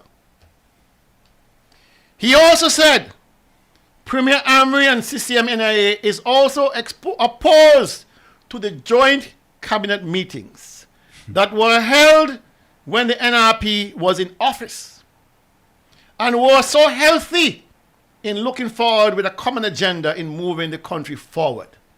That has been opposed by the CCM NIA. They don't want that. They don't want to work with us, said Dr. Douglas, who admitted that he was embarrassed a few months ago when he called on an emergency sitting of the Parliament to provide a guarantee by way of resolution. He said he anticipated that Premier Amri was going to have difficulty in paying public servants in Nevis until the financial situation improved upon finalization of the land for debt swap, and that a federal government guarantee for the extended overdraft was needed. He said, I went to the Parliament with a proposal for EC, $15 million. That was true. That is true. So that all, like now, there won't be in a problem. But he was rejected, said Dr. Douglas, who we call that the honorable leader of the opposition and Deputy Premier of Nevis, the Honorable Mark Brantley, publicly stating, who tell Douglas that we want money? We no ask him for no money. That's retarded. He too fast. Retarded. Keep out of Nevis business. I remember that. That is what he said publicly in the Parliament, and now trying to blame me, trying to blame the federal government because it is having difficulties, said Prime Minister Douglas. There's another one. He disclosed that the SIDF offered to continue the arrangement that was being made by the Nevis Island Administration under Mr. Parry to invest in getting geothermal project going. He said, and I quote, the SIDF said, let me be a partner. The NIA accepted it under Mr. Parry. But when we had our first meeting after CCM 1, I sat down with Mr. Amri. I said, here's where we are on the geothermal project as the SIDF was coming in as a financial partner. He said, no, I don't want that. We have our own way of financing the geothermal project. And now, 2 years have gone and nothing has happened, said Prime Minister Douglas. He reiterated that the geothermal project in Nevis is important to both St. Kitts and Nevis. Quote, electricity rates by now would have been dramatically down. But again, I said, the CCM NIA is not willing to work with the federal government in St. Kitts. It is not willing to do that. All that is doing is creating confusion and opposing Dr. Douglas. You really have to take a long breathe out. You see that these what do we say? Facts are stubborn things. And here is a man who has spent his time. The CCM, I keep saying on this media that the CCM never came to government to politics, to do anything for Nevis people. They came to ensure that they keep NRP out of government. And they have succeeded in keeping NRP out of government. But the people of Nevis have lost out. Now, the two examples you mentioned, Kelly, one of which had to do with, I remember that, then they said that Douglas is not facilitating. He sat down. We made arrangements for the federal government to be engaged with the geothermal project. We knew that we needed the energy to be transferred to St. Kitts. The assessment was for an $8 million line to carry the energy to St. Kitts. All of that was done. We agreed on what the Attorney General and our legal advisor were working on is a memorandum of understanding to put the things in place between the two governments. But it just goes to show you how retarded the CCM people I want are. to read to you. No, just to say finally that when we came to government, Kel, Douglas was riding a wave of popularity in St. Kitts. We took the sensible decision to engage the federal government to see how we could help Nevis. And here was the opposition saying, no, just like some stupid people. But you go back further than Hensley, just before you come at Dr. Daly. People need to understand that the Concerned Citizens movement was against all the parties in St. Kitts. Yeah. When we joined with PAM to form the coalition government, the CCM was totally opposed to that. When Douglas invited us to join with him, CCM was totally opposed to that also. And so the Concerned Citizens movement was never interested in working with a party in St. Kitts. All of a sudden now, we have this new bromance between the two leaders. I'm happy for that. Dr. Daly, I could recall where I was when the then leader of the opposition insulted Dr. Douglas in the parliament. I was in hard times. I know exactly what I was doing when that happened. And so it did happen. He was insulted.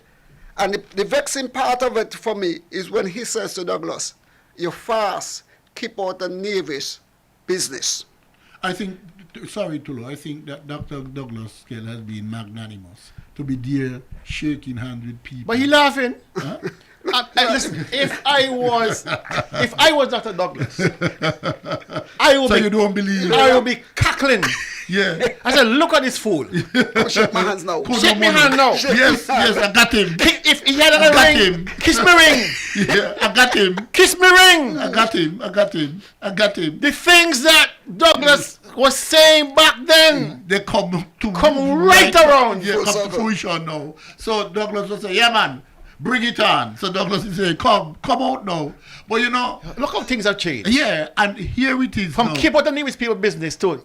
Dr. Joe, please come on Nevis. Please. Please with a cookie on top. And speaking to Nevis people as if Nevis people will forget that we had cabinet meetings regularly. And they opposed to it. You remember that rant in Charleston, which was a lie anyhow?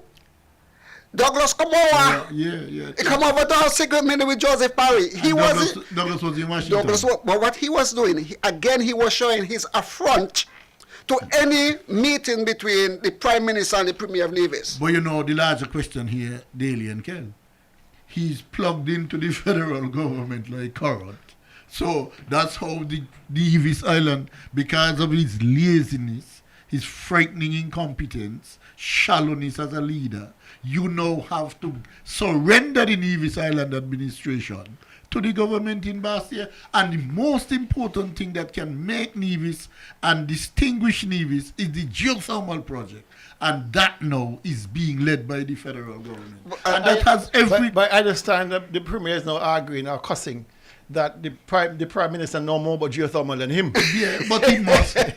I expect that. But I'm not surprised he wasn't going to read anything. He wasn't going to follow anything. The Prime Minister get to know more that because he reads and follows the thing. You have a real doctor for us. Exactly. But the Prime Minister also understands. The Prime Minister understands the economic value of geothermal, the value to the citizens in terms of its ability to raise the standard of living and so on. So he has found something which what the long time story is: cat go bone and play with and dog want it. Take it away. And that's the idea, that here you have a puppy show prancing around with geothermal. You heard Mr. Parry say Thursday night, Kel, that the CCM government wrote letters. I have said that repeatedly on the platform. Black men in Nevis writing to white men in Washington, telling them, hey, don't help us reduce our electricity. Because if NRP brought geothermal, we would win the government. And you see what's going on here? Now, the photo that Kelly is showing there is the same people in the CCM who were opposed to the geothermal. They now come. What is it, girl? What did I say? SOS? Say, and they have sent an SOS sign to the federal government. So we surrendered? Of course. But you see, what is... But this is not a... I want finally, just before you go, Daly, because I've been listening to a couple of radio stations in St. Kitts, I listen to some programs, I listen to some people in Nevis. And they are touting this thing, that this is something new, and this is something unique, and that there are some element in the society that is opposed to the board government meeting. No. What they want the people to understand, that this initiative was something that was started under Denzel Douglas. And people like Mark Brantley fought against it. It was wrong, it was bad, it was selling out Nevis to St. Kitts. But all of a sudden, because it's under Mark Brantley now, it is okay. And so Mark Brantley has changed the narrative to this, that he could decide, and he is the only one must decide he would like to. what is good for Nevis He would like to. and what is bad for Nevis. Who in Nevis should associate with the politicians in St. Kitts and who can't. Notice the last election cycle, when he sent out a clear message to the politicians in St. Kitts and the parties in St. Kitts. If all you give any kind of solace to NRP, basically I'm going to feel the wrath of CCM. But he's in St. Kitts cuddling up, and it's okay for him to do whatever he wants. This is a guy who has changed the narrative that is saying that no longer when the federal government gives an increase to the civil servants of St. Kitts and Nevis, it's applied across the board. He has said that in the last, basically, because he told us that the last budget raise that was given, Dr. Jude give it for the people of St. Kitts. He has his own budget for the people of Nevis. He has changed the narrative. And for people to give the impression that this thing is the best thing that ever happened to St. Kitts and Nevis, all I want them to know, that this was on the table before.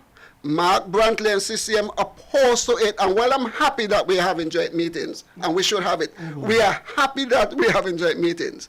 People must understand that this is something that he frowned upon.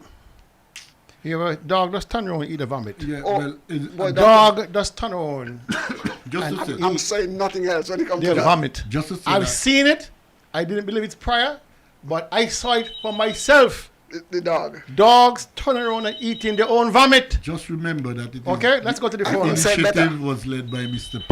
Tolo.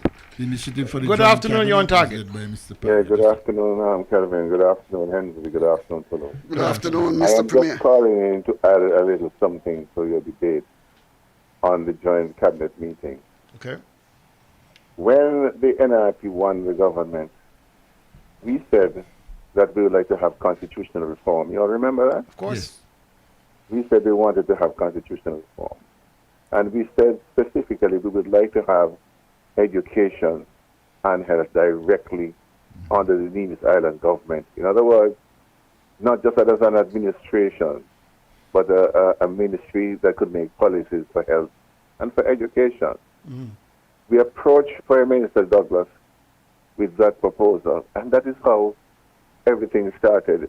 It is not as if Douglas came over and lifted up Joseph Perry and NRP and said, let's have a joint cabinet meeting. It's because we approached St. Kitts first to try to advance the constitutional development of Nevis, and at the same time to work very closely with the federal government in taking the country forward. It's very important that we know how this thing started, because I'm hearing Prime Minister Douglas started this thing.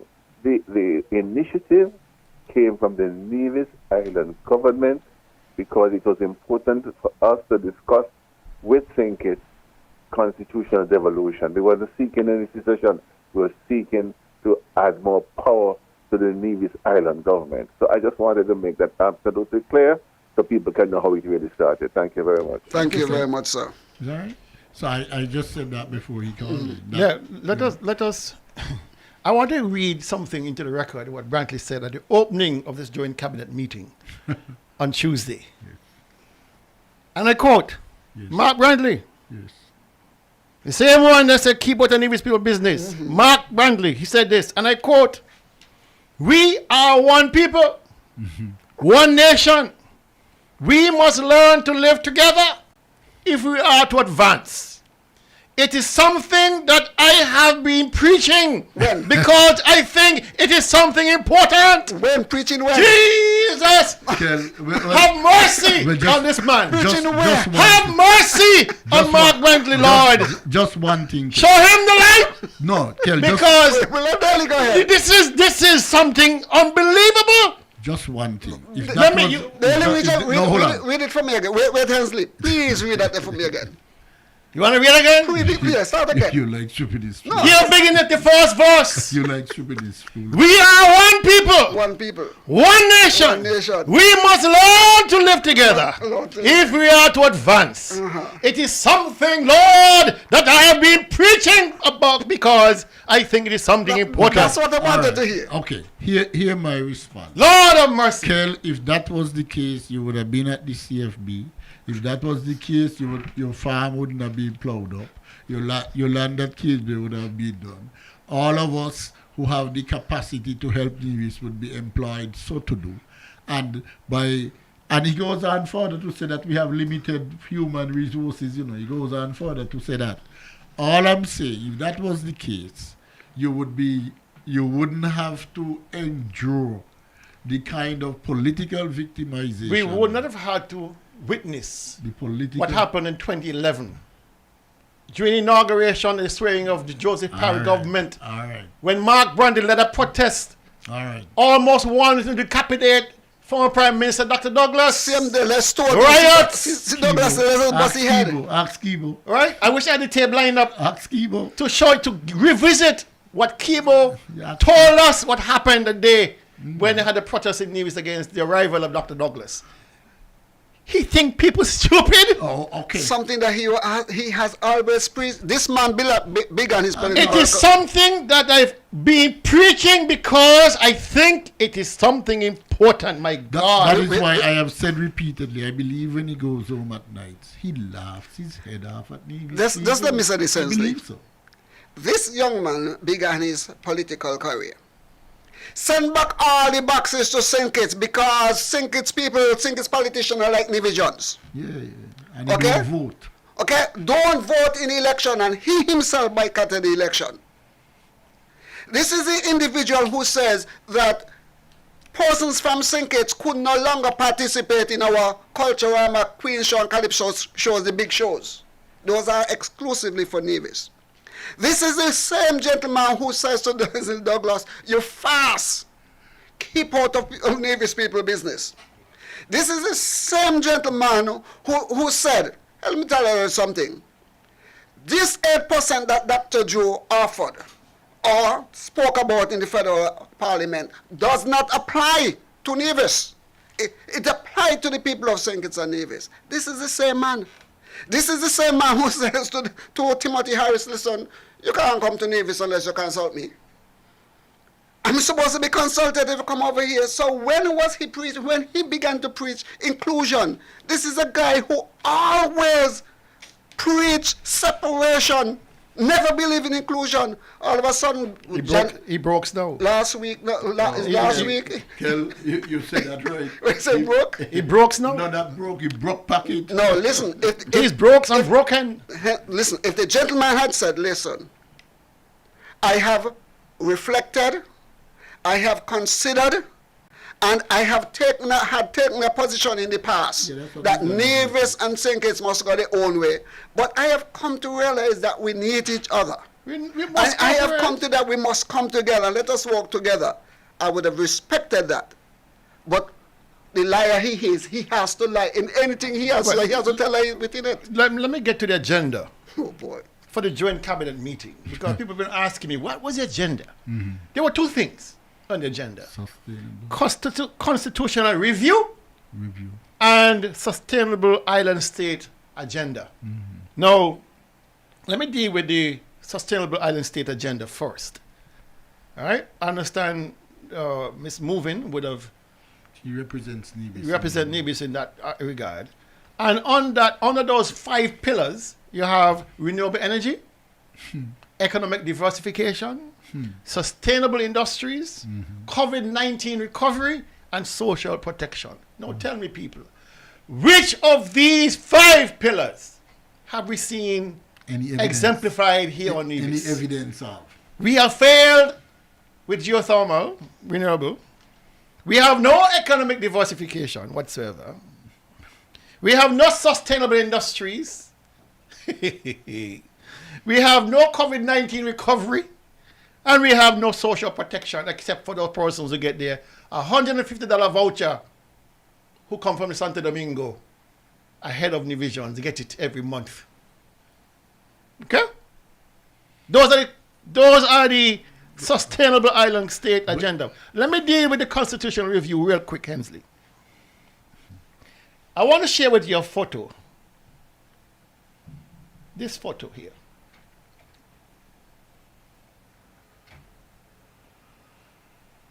That photo. I don't know if you can see the date. September 15, 2022. Attorney General Garth Wilkin pledges to reform the St. Kitts Nevis Constitution. We are now in 2024 January. This is what Garth Wilkin said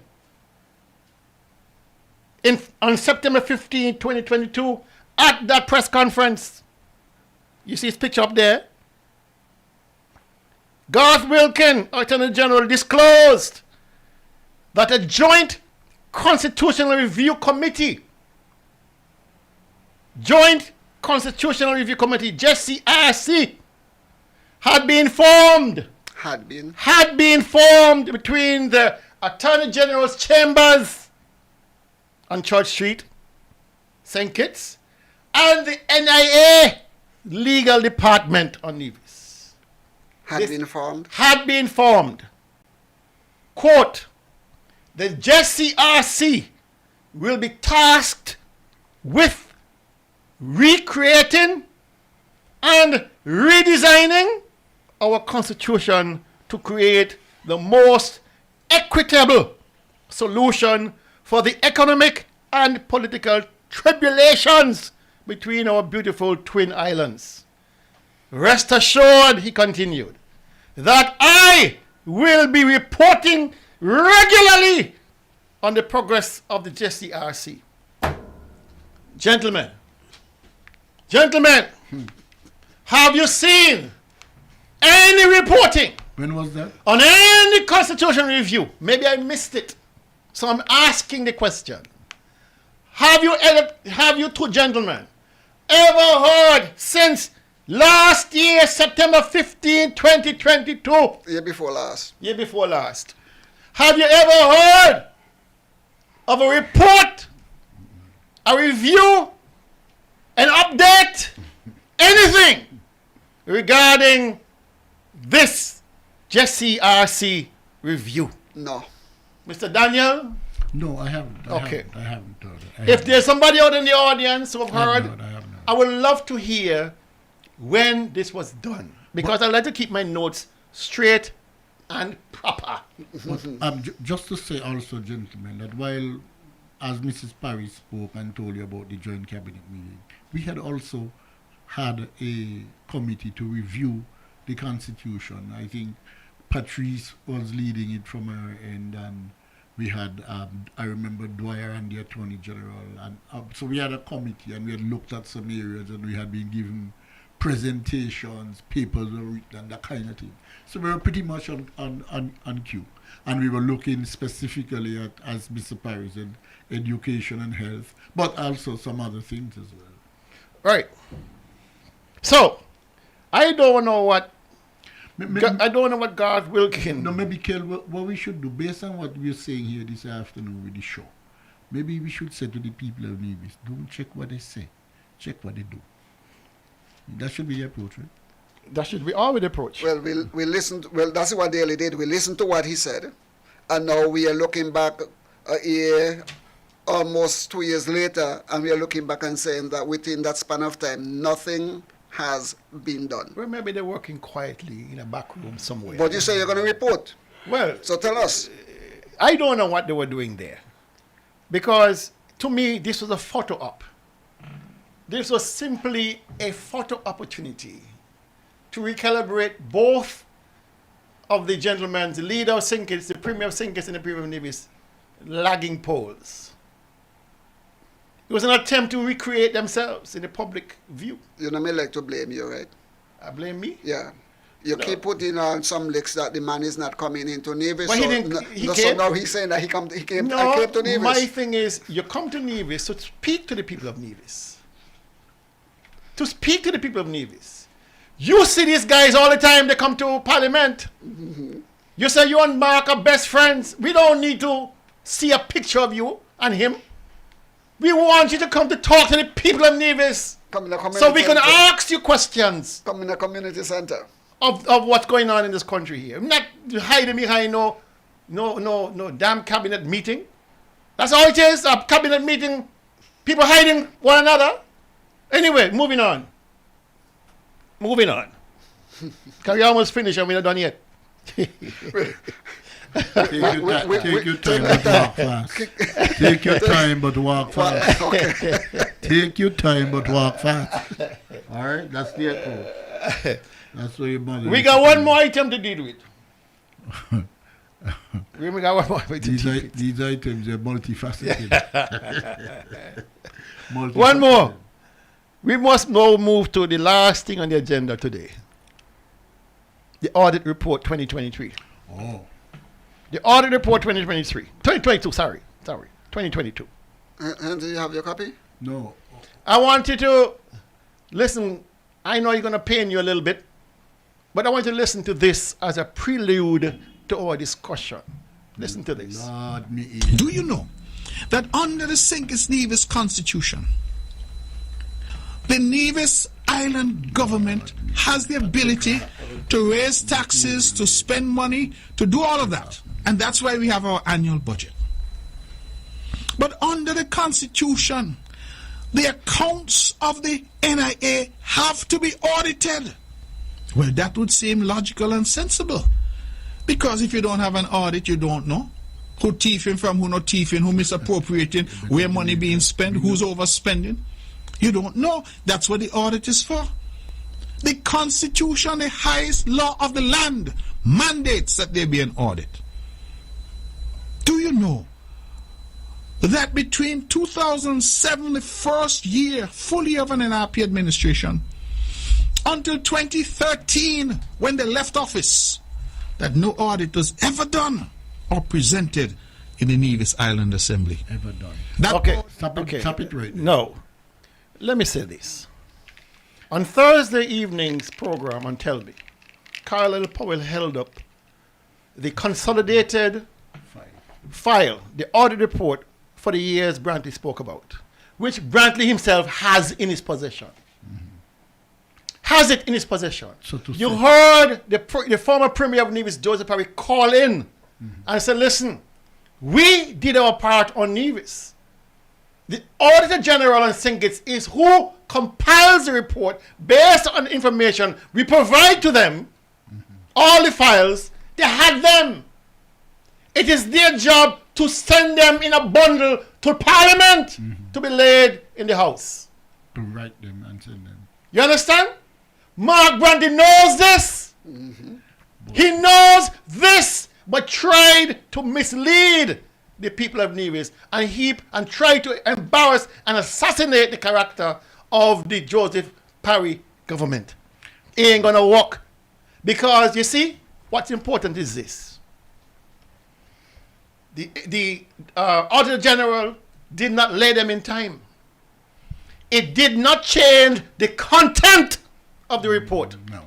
I want Mark Brandy to come to the people of Nevis Must apologize. and say to the people of Nevis, I have perused the documents from 2007 to 2013 and I found X, Y, and Z out of place.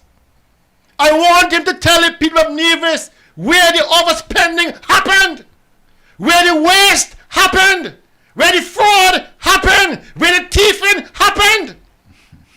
I want him to do that. Because if he had gone through the document and found those things, he would have been talking about them. So I know they don't exist. But I know they don't exist. Let's take this call. Good afternoon on target. Honorable Mr. Daly. Good afternoon, sir. On fire. Tell me something thing, Mr. Daly. When the Prime Minister come up here, he went to see Janet Daniel. I don't think so. You don't think so? Because we don't think it's what a show is, you know. Everybody come back here now, according to Chalk does, it's too much bandit. Too much bandit. But I ain't going to stay long, Daily. Continue. All right, thank you. The ball. Thank you, brother. All right, so let me finish this. So he kept on his high horse and said there was no audit report. That they had to piece it together. He lie. Well, even if you had to piece it together, for Christ's sakes, The information. did you find anything out of place? Yeah. He the piece not together, he met it together. Did you get scolded by the Auditor General? But hear what the Auditor General said about Mark Brantley's 2021 report, which is captured in 2022. What? Here what the Auditor General wrote. Office of the Premier. Some major areas of over expenditure were, there are 4 areas. So get your pen and paper. 4 areas where the Office of the Premier, according to the Auditor General, was abused. The Office of the Premier. Office of the Premier. 1, hosting and entertainment. Budget, $225,000. Amount spent, $490,000. More than double what was budgeted. Wages under the Premier's ministry, $730,000 budgeted. Spent $998,000. 200, almost $300,000. Grants and contributions, amount budgeted $450,000. Amount spent $545,000. 5 more. Operating and maintenance, amount budgeted $25,000. Amount spent $38,000. So if you were to calculate and add up the budgeted amount, the budget amount was $1.43 million. The amount spent $2.071 million. Twice the amount. $641,000 over budget. And he's talking about 40% over budget. And this kunumunu, this charlatan, this fraud, this fake, talk about his leader, doctor, talking about audit report, not laid in the parliament. Well, you was a laid. What is about you? Misusing, abusing the budget. and that is just the Premier's ministry. Just the Premier's ministry. We would like to see. So when you're talking this nonsense about budget this and budget that, tell the people how much money the NIA owes Nevlec. The last report I got, the NIA owes Nevlec $53 million. Somebody left the cabinet with him. Putting Nevlec in all sorts of financial stress. Oh boy. The monthly bill for Nevlec is about $1 million to the government, all government offices, ministries, whatever. It's about $1 million. Ask them how much they pay per month. They pay less than half. So it accumulates and accumulates and accumulates. Now they owe poor Nevlec $53 million. Wow. And talking about Joseph Parry aid lay down the audit report in Parliament. Boy, go sit down. Go sit down. You can't take us on. You can't go with us. Well, you can't go. You can't fight the facts, sir. The evidence is there clear. You got a board of governors at Nevlec. Total waste of time. Total waste of time. Allowing the Premier to run roughshod over the board or over Nevlec. Waste of time. You got a general manager there. You brought in. Never here. Always on the country. Doing the private work. Vehicles up and down the place all hours of night. Everybody doing what they want. Somebody says it's like running a bar shop. It's like running like a rum shop. No. These are Nevlec workers saying this about Nevlec. That Nevlec is being run like a rum shop. Well, who is the minister in charge of Nevlec? The rum shop make money. Who is the minister in charge of Nevlec? Not the Premier? The Premier. And who is the legal representative for Nevlec? So who's supposed to look after Nevlec? So you have a problem. You have an absentee general manager.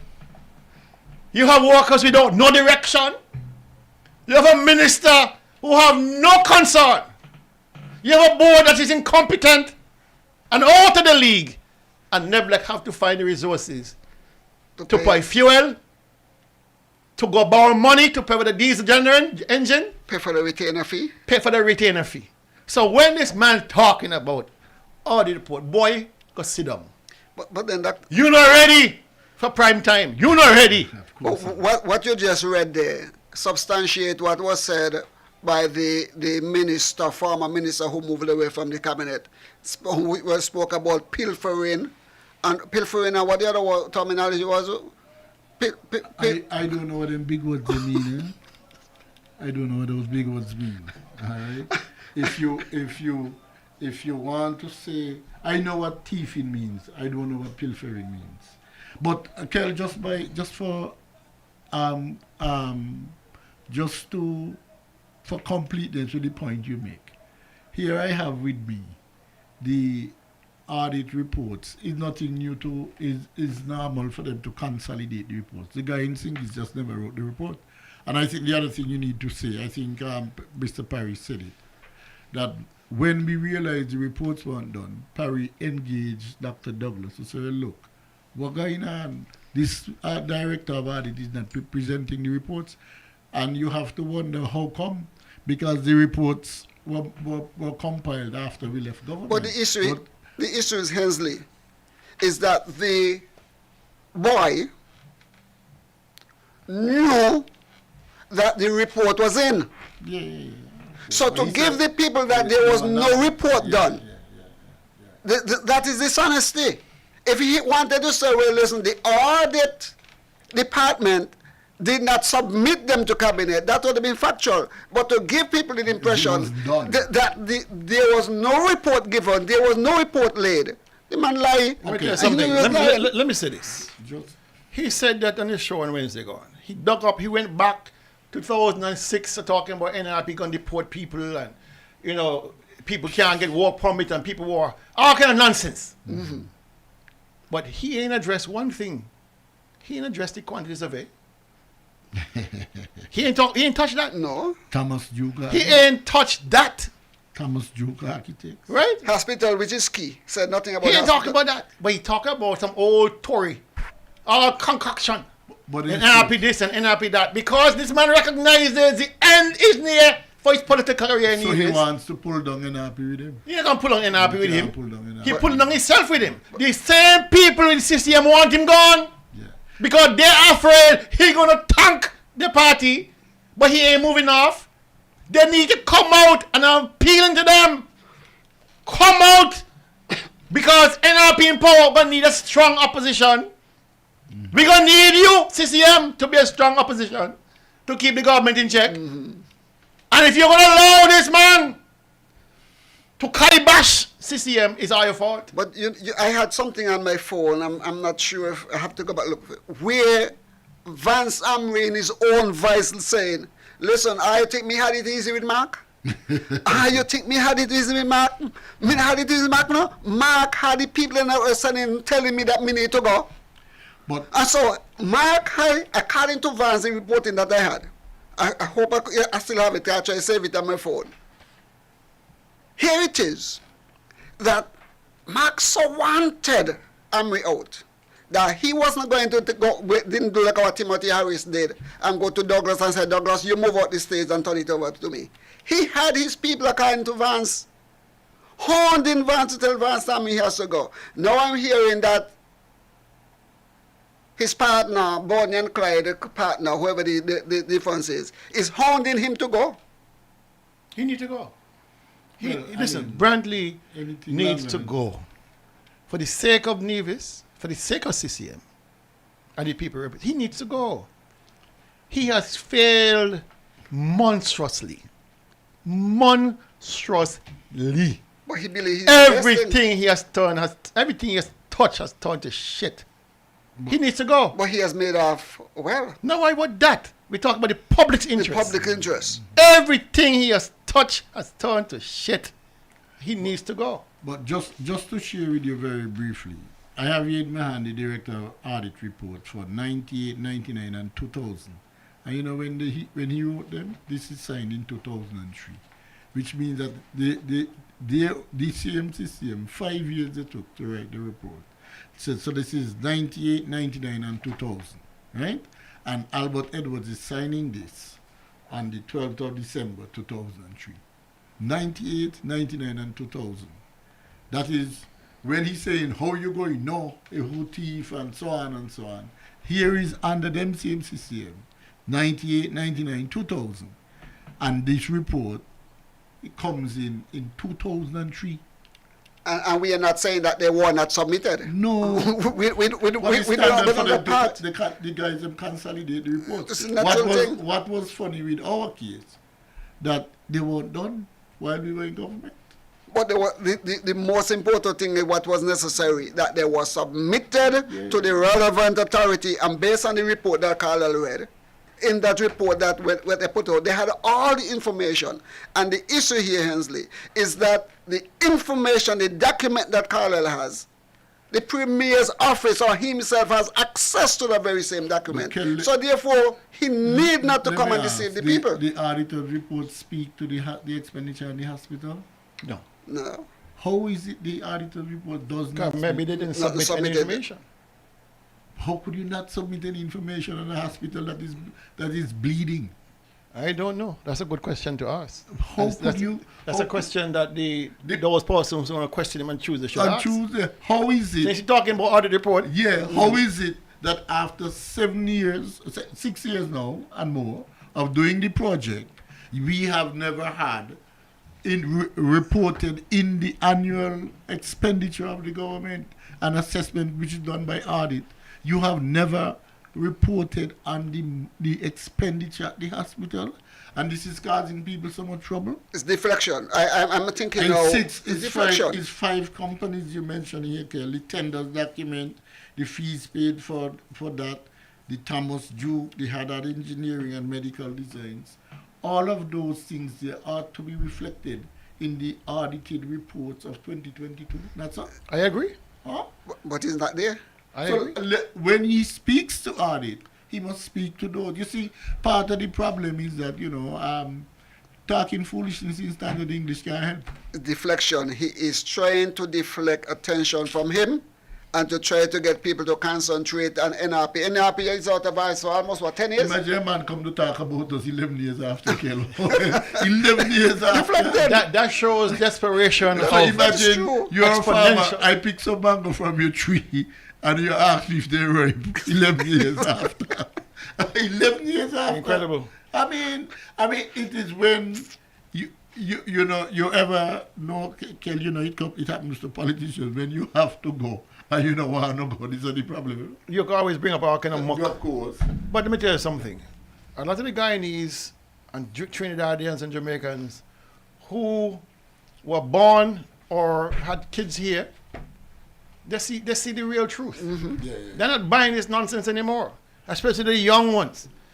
The older non-nationals, who you can fool, they're probably still going to support. But the younger, more informed, more enlightened non-nationals or citizens of foreign ancestry, they're not going to be fooled by this. No, but because no evidence, they have no experience of this. No. Of NRP discriminate against them. Never happened. It was NRP that opened the doors for them to get education. We allow them to go to the school. We allow them to pay the same fees at the hospital, and we reduce the work permit for them. Before that, Hensley. Come on. The Shiloh Baptist Church, which I was a member of for many years, established that non-national appreciation day. That was conceptualized because of what CCM was doing to non-nationals, I remember one year, there was a guy who worked with Johnny Clark for years, had his wife and 2 children living in Nevis. And when Johnny Clark applied the year for his work permit, you know what I tell him? You have 24 hours to leave the country. Wow. Okay? You know who he found? You know who was the advocate? The advocate was a man named Eric Maynard. He stood up for them. He had to be called in our going to administration building to defend non-national treatment. Out of that, solidarity came for the support of non-nationals. Some of the members of the church didn't take to liking to it. Some of the citizens of the country didn't take a liking to it. But when you talk about abuse of non-nationals, there has not been any abuse of non-nationals like what took place under the Concerned Citizens Movement. The question of the audit and the hospital, you ask the question, and Dr. Bartlett is answering you. And she's saying they have too many receipts. Too many? For the auditors to sort out?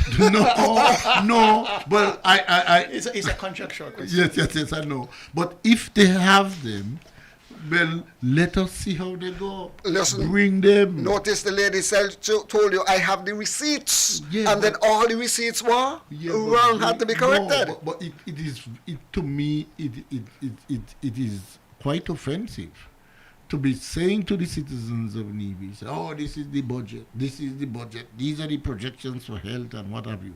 And you spend off, how much money we assume? About at least 20 million is spent already. Let's say, listen, we give them the benefit of the doubt. Let's say 17. They say 17. So okay, we're going to start all right, with let's 17. say we stick with it. Shouldn't the citizens know how $17 million was spent? That's not your business. What do you mean? Anyway, we're out of time. It's now 3:15, and persons don't seem interested in moving off, but I have to move off. They love so I do thank each and every one of you. Information. I do thank each and every one of you for taking the time on a busy Saturday to be with us here on Target. I'm your host, Kelvin Daly, assisted by Danny Daniel, and Tulu Weeks. And we'll see you next week, Saturday. But we'll see you first on Thursday evening on Tell Me. Let us invite all of them to help us sustain here on Saturday time. At Saturday time, it's a $5, $1, everything add up, right? Please contribute to keep us on the air. All right. I thought you would say we'll see them in church. All right, we're out. God bless. Have a safe rest of the weekend. All right. You can.